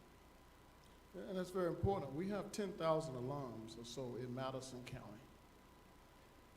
And as we discuss in our ecosystem transformative change, still only a few hundred of those are engaged in any tangible way. Now, they'll come out here to homecoming. No. They'll come to the tailgate. There's a difference, right? But all the other activities that Mr. Miller has and the Alumni Association sponsors and the student activities we have, the concerts, they pass by. How do we get that 10,000? We're on social media. We got billboards, we got TV spots, we got radio spots. We're doing everything. What else do we need to do to get that 10,000 here to become the Alabama A&M Army? Right. Honestly, I think it plays into the network that we have as students. Just building connections across Huntsville, because I'm from Atlanta, so I don't know anybody in Huntsville outside of my Alabama A&M community. But growing that, I have resources in Atlanta. I know a lot of Atlanta alumni. There's chapters, like alumni chapters in various states that I'm aware of. So that would be my suggestion. Tapping back into the community that I'm from and connecting with alum who are closer to my age group. Not to say that the older alum don't like to come tailgate, because I know that they do, but the younger alum for sure, the current students can reach out, and I think it starts really with the current students engaging with alumni as well. I don't want to put it all on alumni for not coming back. We can still extend the arm. That would be my suggestion. Mr. Green, can you kind of pine on that from a defense, the 250 contractors, the Material Command, Missile Command, NASA, all the alums that are there that are not necessarily engaged? So I'll take it there, but I'll also, just background, I did 13 years in television before I got into that industry. And one of the things that media teaches is consistency. You can't run a TV commercial just in the spring and expect people to remember and recall in the fall. You can't run an ad campaign in 2024 and unfund it for 2025 and expect the people who saw it in 2024 to respond to it in 2025. It has to be a consistent ask. And you have to know who of this 10,000 is most likely to engage first. You go and get them. Analytics, yeah. And then you go and tell them to go get others. It's just like in church. You're not going to get everybody in church every Sunday. You know you'll get them on Easter. How do you get them after Easter? You stay on them consistently, but it's also in the manner in which you communicate your ask. One thing that, and this is not just A&M, this is not just in the current day, but one thing that a lot of us as people do is we ask with a harsh tone. Y'all come out to homecoming and don't do this. You're not gonna get flies with vinegar, right? You've got to sweet talk people 24/7, 365. And I think that consistency is how it starts gradually and then it's all at once. Councilwoman? Well, if I had to answer to that question, but I That's- think I have some that's all we ideas. asking. Okay, What so you he just acts did? up, he acts up. But anyway, one of the things that we have to do is we can't lure them in by asking for money. Because when you ask for money, they already done shut you down. They don't hear nothing else you said. What you have to do is start inviting them to the events. People you know personally who are alums that do not come to anything, go by their house and say, come on, go with me. And then let them come up here and see some of the things that our students are doing.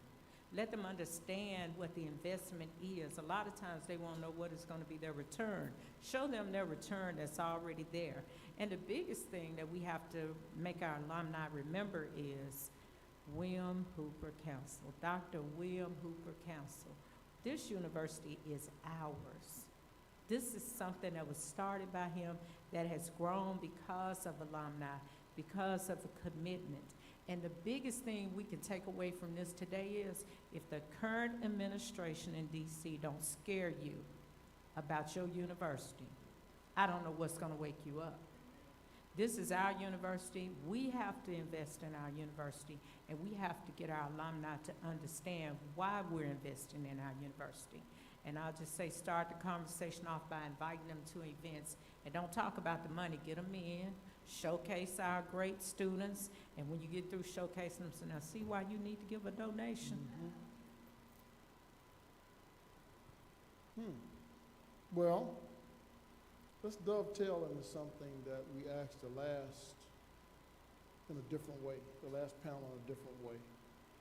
And I want to start with Mr. Green from a defense, because that's the ecosystem we're in. This is a military town. This is a government outpost. What are some of the threats to us in this environment and our mission that you see?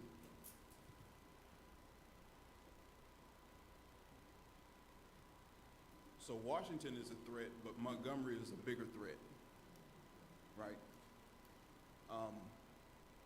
The president, no matter what he thinks he can do, will leave office one day. Your state government will get a new governor. Your legislators will turn over. We have not made enough friends in Montgomery that directly impact our state appropriation, right? One thing that I've always wondered is, of the 100 or so members of the Alabama legislature, how many have been on this campus?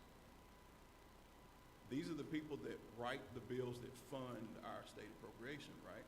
So that's one threat. Another threat that's somewhat beneath the surface, but it's kind of starting to show its face a little bit, is our young black men are in trouble. They're not coming to college like they used to. A lot of them are seeing university life as it takes too long to get to my money. And we have to figure out a way to fix that. We have done a great job uplifting women over the last 50 or so years. But our young black men, through the economic hard times of the 70s, the crack era of the 80s and 90s, and now in the social media era where they're fed stimulation of all kinds of sort, we have to figure out a way to penetrate through that and get back to them. Because what happens is the problems that we ignore today become the crisis that hits us tomorrow. And we as a university can't survive a crisis of black men again. I feel like we can. Consider this, Dr. Williams. What percentage of men attend Alabama A&M? I'm glad you asked that question.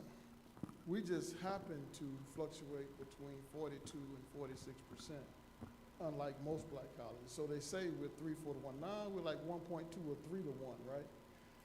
We have a pretty good ratio. Our freshman class sometimes is 50-50. But that's not the case with most HBCUs. And it's definitely not the case with most TWIs. Some of them are 10 and 12 to 1. If you go to Georgia Tech, for every black male, there are 10 or 12 black females. Georgia State Symbolic, so what you're saying is really real, and that's in Atlanta. So when I hear that, that is very positive. You know what that tells me? That we have an opportunity to stand in front of the higher education community and say, this is how we're succeeding with young black men in higher education. But we're making a concerted effort with male recruiters to target and recruit black males. It's not rocket science. You just got to do the work. But you are absolutely right, and the number is consistently going down by almost 200,000 and 300,000 a year. That's where we are. Councilwoman, you want to opine on that? What was that question again? Oh, Lord. That's one of make sure I'm answering it right. What do you see, and I ask him from a corporate and defense and military ecosystem perspective, but from a governor's. You sit on the city council, you sit on the school board, you've been a part of this community, you live on this side of town. What do you see as the major threats to us going forward? Our threat is us. We don't support each other. We don't embrace each other. And if we have an opportunity to help each other, we'll turn our face and go the other way. The biggest thing that we have to understand is if we want our community to thrive, we want our university to thrive, we have got to start working together. We have got to start accomplishing our mission and goals. And I'll tell you, the only time I hear from my community is when they want something from me or they want me to do something. But when I ask them to show up to the council meetings where important decisions are being made. Now, my fellow alumni here said it starts at the state, but really it's right here in Huntsville. Your local decisions are impacting you every day, and I'm one vote. And I have 4 other council members that sometimes don't think the way I think. They don't see things the way I see because they don't live in my community.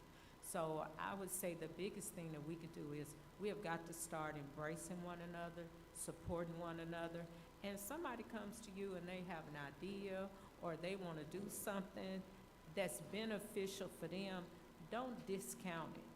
Push them forward. I ended up in grad school here at Alabama A&M on a dare. I never forget, I was working at a convenience store, and this lady came in, and I knew her very well, and she was saying how tired she was. She was teaching. I said, you know what, I think I want to teach. She said, oh, you can't do that, it's too hard. You went past in grad school. I said, what? And I got thinking to myself, I said, wait a minute. She couldn't have told me I can't do it. I went and enrolled the next day in grad school and got 2 education degrees and taught. And I left because of the politics. I felt I could do more outside the classroom than I could do inside. Plus, they probably wouldn't have kept me long because I ran my mouth too much. So I'm just saying we have got to get to a point where we have to understand we have to support each other. We should be like the Republican Party. Tight like glue. No matter what go down, they stick right there with each other. And they keep a straight face. You know everything raggedy, and they be like, You know, we got to start doing that. I mean, seriously, right here on this campus, if every alumni member donated $10 a month, you would have some money, wouldn't you? Woo!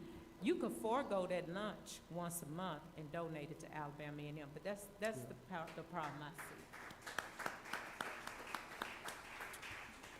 Well, we're on a drive to get 15,000 alums to give, and that's about half of our living alums. We've got about 35,000 living alums.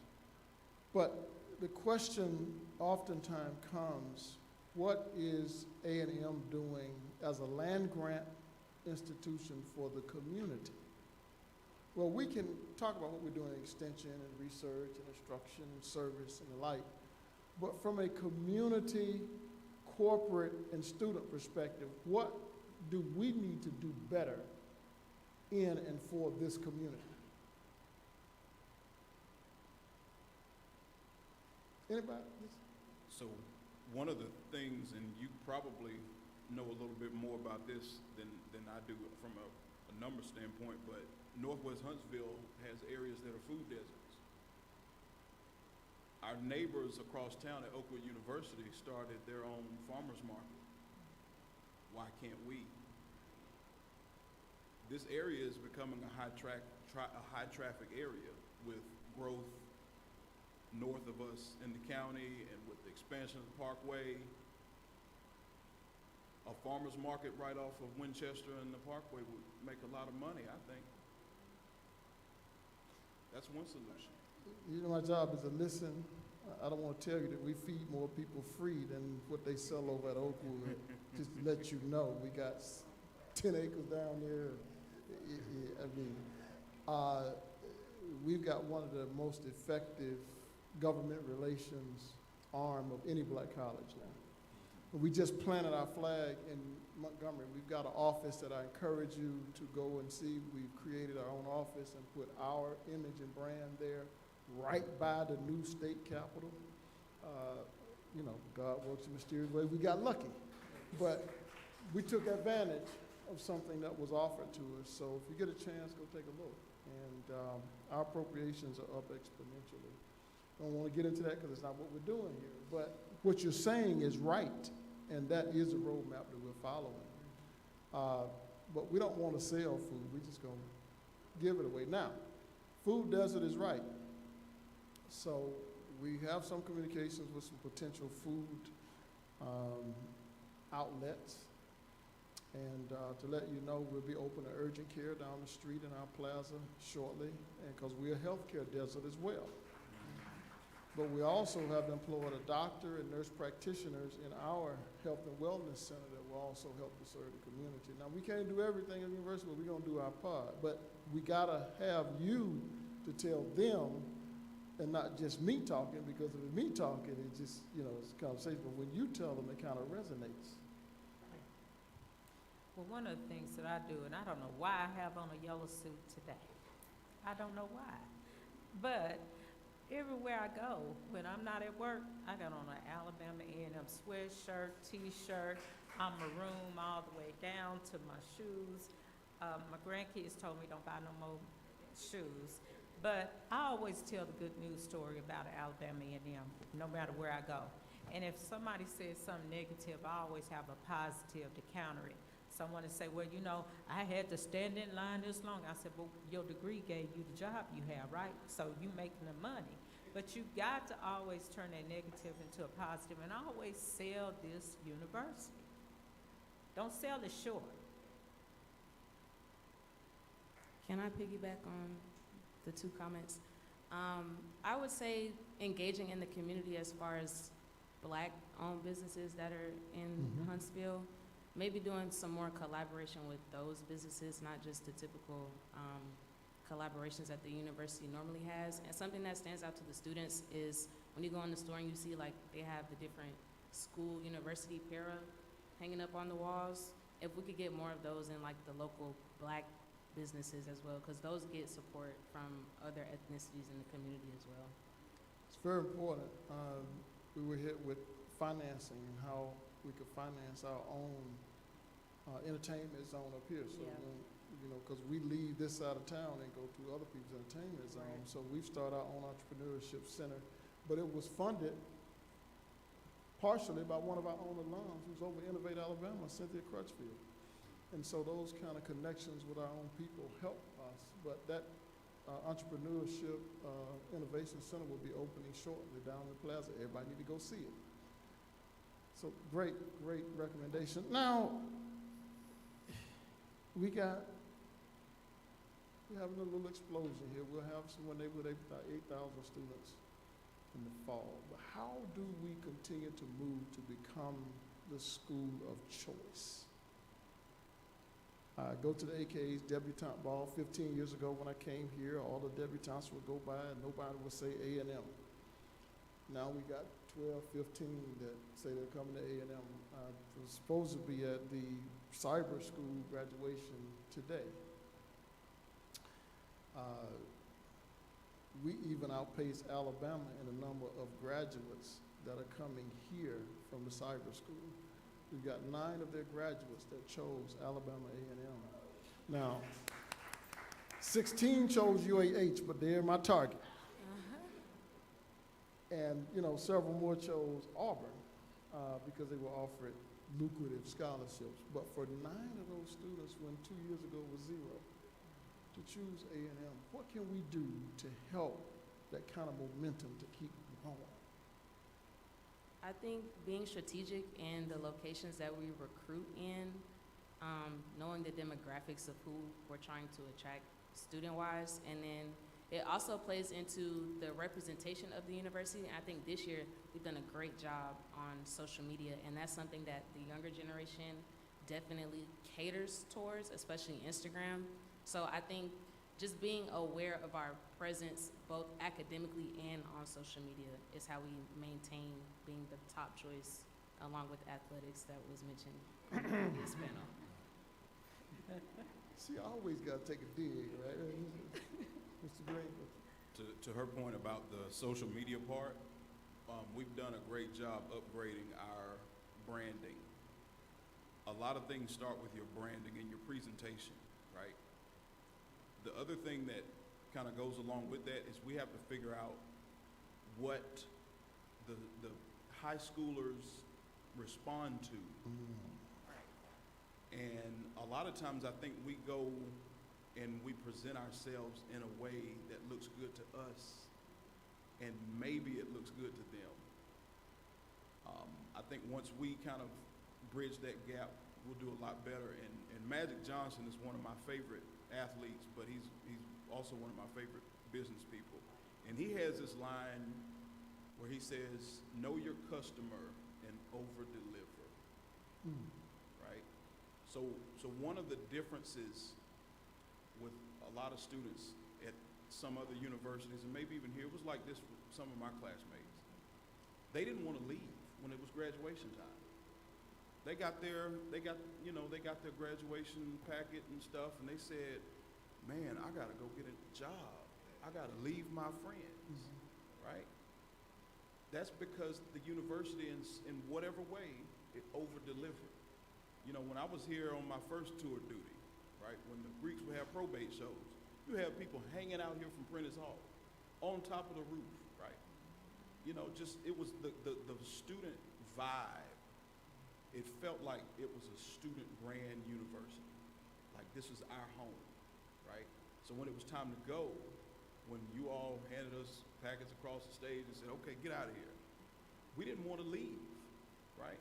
Because it's in some way the university found a way to over-deliver. I think part of it is your marketing, which you have really brought your marketing up to speed. I love that. I love when I ride through Birmingham and I see that sign up on top of it. I love that.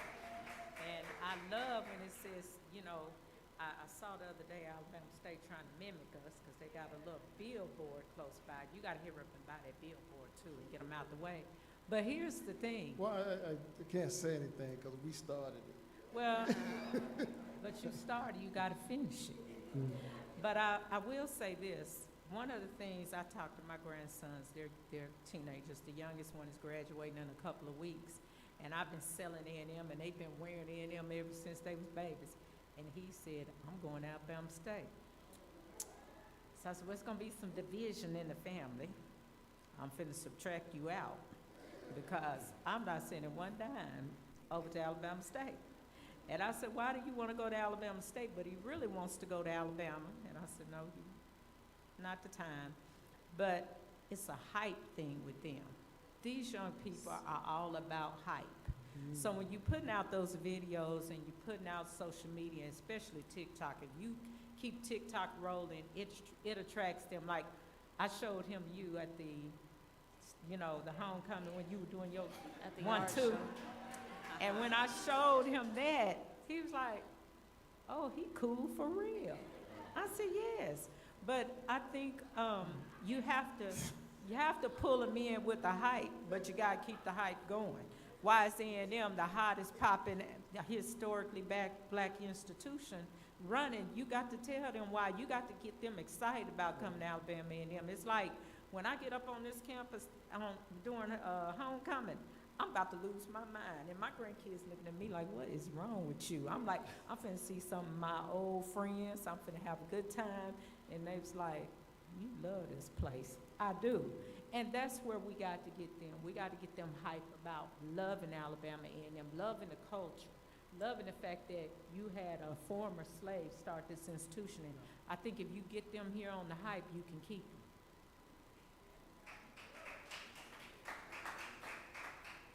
One other area that I think that can help drive recruitment is our media presence, right?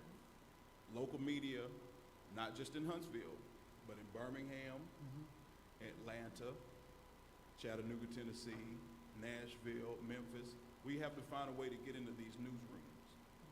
And one solution to that I've had all these years is we can expand our presence with WJAB. We can have our students airing their own newscast in the morning and in the noonday and in the evening time. That way, when we start recruiting students, they can see, okay, well, they're informing themselves. If we can't get our local media to tell our story and to come out here for Founders Day, then we can have an expanded presence to tell our own story. And then your local media will see, oh, what is WJAB up to? Man, we got to compete with them. These people are going to them for information about Alabama A&M. You see, that's another solution I see. And I am taking notes because it's going to come right from you to me to them. You know, I make no bones about it that, you know, I got a lot of compliments today, and that's okay. My father did not give a lot of compliments. Somebody told him one day, Pastor Montgomery said, you know, you got a lot of potential. That mean you ain't done a damn thing yet. That's what he was. And so, you know, you take it with a grain of salt. But I want us to be like Aggie Pride. Yes. You know, I want us to be like the Rattlers, you know, and to supersede that. You know, I think that we are exponentially better than Jackson State in every way. But they think, right, yeah, they you know, Southern University, I worked there. The academic rigor there can't touch us. You know, I'm telling you now what I think, what I know. But they believe. You get what I'm saying? So the continuity there is a lot stronger. And so that's the point that I want to get. So everything that you're saying resonates. Tell me this, as we kind of close this out, and put some thought to this, and take as long as you need to share. If you were Reverend Dr. Counsel today, and this was your institution that you started, and you're still here today in 2025, what would be your vision as to where we should go for the next 20 years?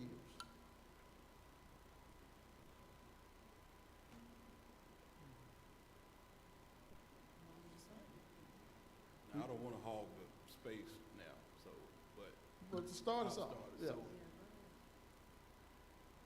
and you're the academic.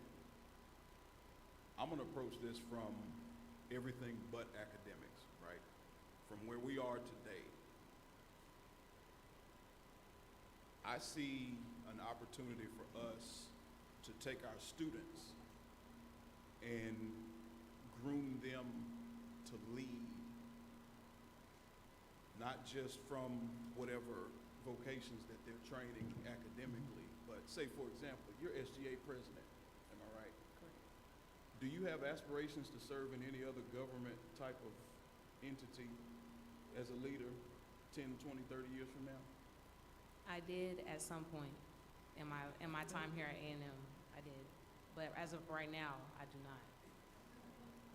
So how can we take our Student Government Association and add meat to it, to where when these students come and they serve in SGA, they say, okay, I'm prepared to go run for state senator or city council.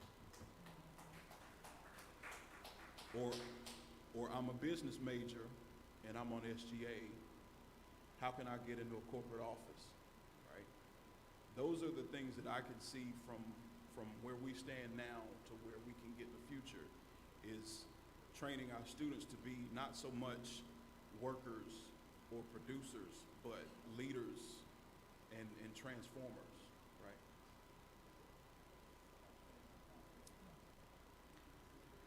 Well, I'm one tired slave if I'm Dr. Counsel in present day, so, you know, you shouldn't ask me that question. But I will say, one of the things that I think we should do is, I see the future of us getting our students to be entrepreneurs. Too often we got them dependent on going to a job instead of them creating jobs, and that's what we need to do. So I would, you know, have an innovation center where we can start exploring things and let them develop things and utilize their ideas and their mindset to be innovative, to start jobs. And a lot of times when we have the door shut in our face, we can be the ones that's at the door Instead of shutting the door in our face, we open the door. So I think that's one of the things that we need to look to in the future is our students have got to start using their innovative ideas to become entrepreneurs and grow Fortune 500 companies. And to piggyback on the entrepreneurship, a lot of students have small businesses that they support. We do the maroon and white markets where we have student businesses come out and allow other students to support those businesses. So I think we are a technology-focused university, which is great. A lot of opportunity for the engineering side, but I think we're in a unique space to still create those opportunities for other areas like healthcare, business, entrepreneurship. Especially now, the new thing amongst the younger generation is like being an influencer or a content creator. So encouraging that space of entrepreneurship, like she said, I think is a great direction for the university, on top of maintaining superiority in engineering and technology focus as well. So our takeaway, leadership preparation, not happenstantially, but by design, developing entrepreneurs, establishing an innovation center, and orienting them at the beginning in our curriculum to be connected. So, as we close, as you heard, particularly Reverend Dr. Montgomery and Dr. Houston talk in the previous panel, the theme that ran through every response was what I call the sacred and divine space meant to them or how it helped them. Can you individually share, because you're younger, you're a different generation, and you're working in the community at the ground level now, what this place means to you and how it has helped to transform you? Ooh, that's a great question. Well, when I came, I had been in leadership since high school, really. I have a twin sister, so she goes to school in Birmingham at Miles College. So it was an adjustment for me to go from seeing a sibling that I had saw every day to just coming up here, and I'm on the top of the hill, that long hill, walking up the hill with my heavy book bag.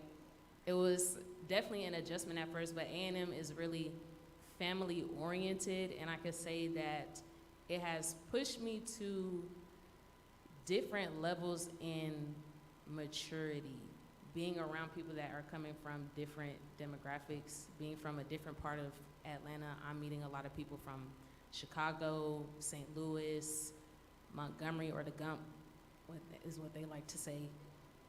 Yeah, the Gump. So it was very interesting at first, and then being encouraged from older students. When I came, I was fortunate enough to get a full tuition scholarship from a organization in Metro Atlanta. So when I came, there were older cohorts that were still students here at A&M that were able to guide me in the right lane, and that is how I actually ended up in SGA, because I was encouraged from somebody who was in my scholarship group that was older than me to get into the space. And once I came in, you really start to see things differently when you're deep into the inner workings of the university, and you start to understand why the university operates the way that it does. But before, like on the outside, you don't know why you gotta pay this for your tuition. You don't know. You just like, I gotta balance. And you mad because you got to balance, but it's very eye-opening to be in a leadership standpoint. And then on top of that, you get to network with other students. It does a lot for your personal growth being here at A&M, on top of the support that you get from the university. My advisory team is great. They're very supportive. Everybody holds each other accountable, but what I can say about the culture of the faculty is that everybody upholds the standards of integrity, and everybody is consistent with what they expect from the students, which is great for our personal development as students and as leaders going forward.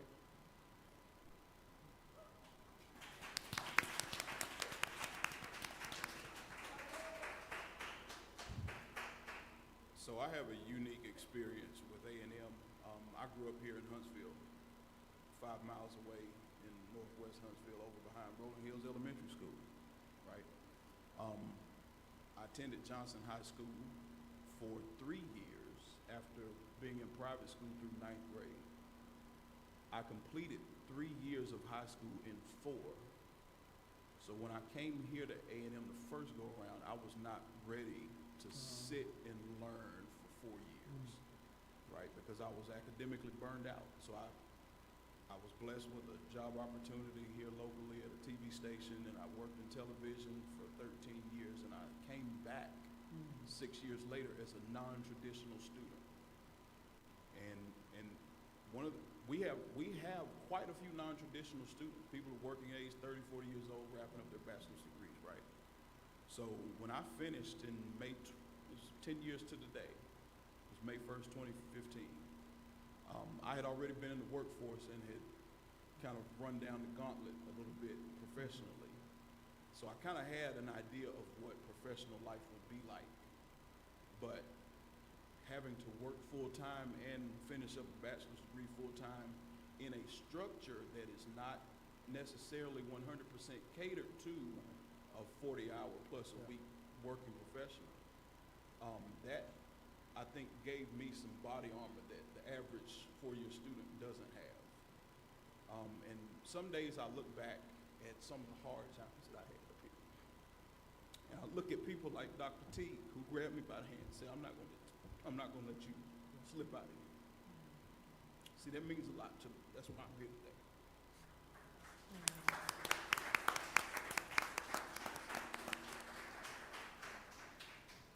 So my impact was in May of 1978 when my mother walked across stage, and I was in the 6th grade, and I watched her walk across stage. And it was a defining moment in my life because I knew then I was coming to Alabama A&M University and I was getting my degree. And it was always an expectation. You know, when we were in school, from my generation, you knew what you were going to do when you graduated. You were going to go to school, or you were going to go to the military, or you were going to go to work. I wasn't ready to go to work, and I didn't want to go to the military. But Alabama A&M University means everything to me. Anybody that knows me will tell you, I live and breathe Alabama A&M University. Students that I taught, I always talked about Alabama A&M University. And when I came here, if I had a problem, I had teachers who believed in me and pushed me and motivated me and encouraged me. If I was going by the wayside with my grades, they'll pull you in and talk to you.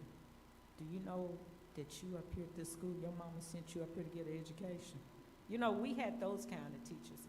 And that's why A&M means so much to me, and it's so important for me to always talk about Alabama A&M and to always spread the news to our students, because if we don't carry it forward, and if we don't encourage the students to do it, then who's going to do it? And Dr. Weems caught a little bit of my flame last year when he took the bus to Alabama State, and they didn't pull up at Jefferson High School. And I called him. I said, what's going on here? We never went to Alabama State now. Y'all did go to Alabama State. Yeah, I had the pictures. I sent them to you.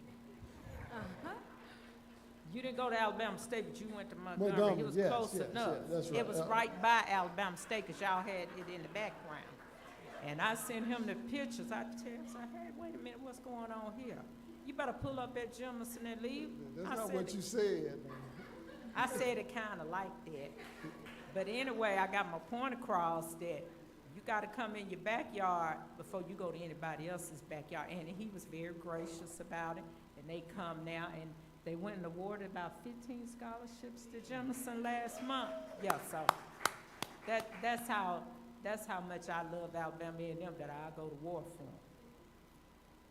them. And she will and does. Let's give our panelists a nice warm round of applause. I don't just take notes, it becomes programmatic. So some of the things that you do, we're in the middle of developing our 10-year strategic plan.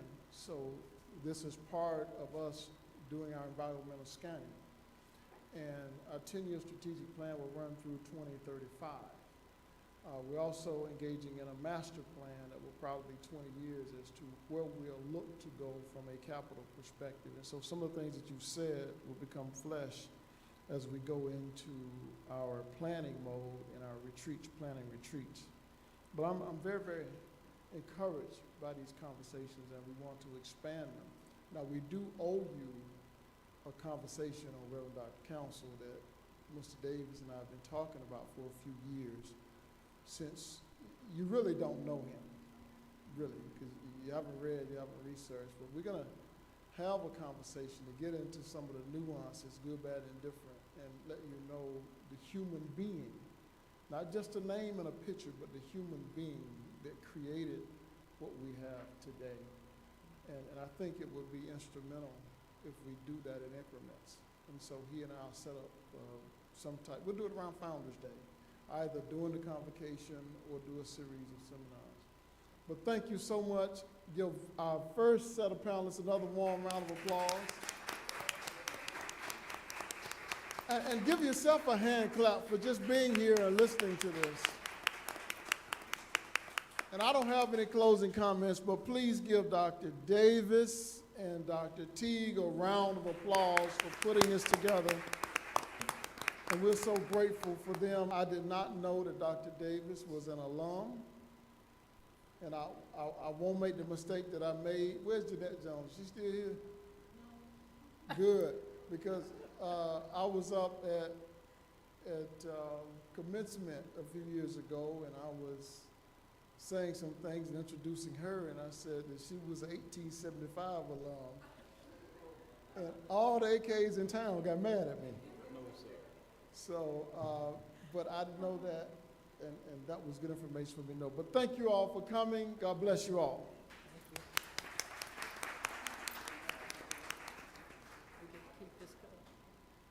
Thank you. We have just a few. I want to give some special recognitions. We have something for our panelists. And so, Dr. Stanley, will you come assist me? And so we have a little something for you to take with you in your offices. Rich Heritage, Bold Future, Alabama A&M University's 150th anniversary. And we have one of these for each of you.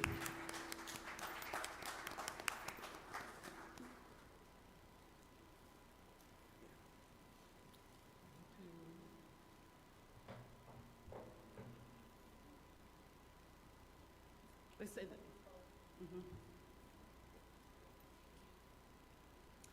Want to thank Mrs. Stubbs.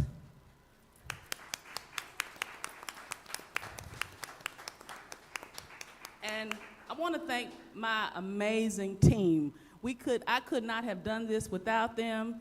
Ms. Haley Scruggs, Dr. Sherry Stanley, Dr. Philip Blackman, Ms. Gentry Simmons, Ms. Jody Jones. I heard one of my teachers say one time, you see a frog on a pole, no, he did not get there by himself. So I could not have done this without them.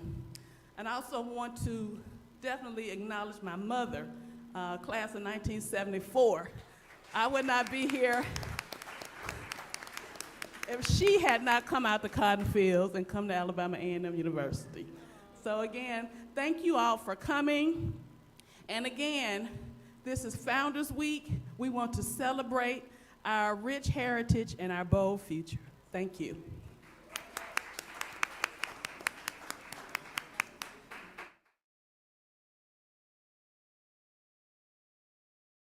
Dr. Mark Berry will be our convocation speaker at 10:30 in Buchanan, which you all know probably is the old Bibb Graves Auditorium. Hope to see you there.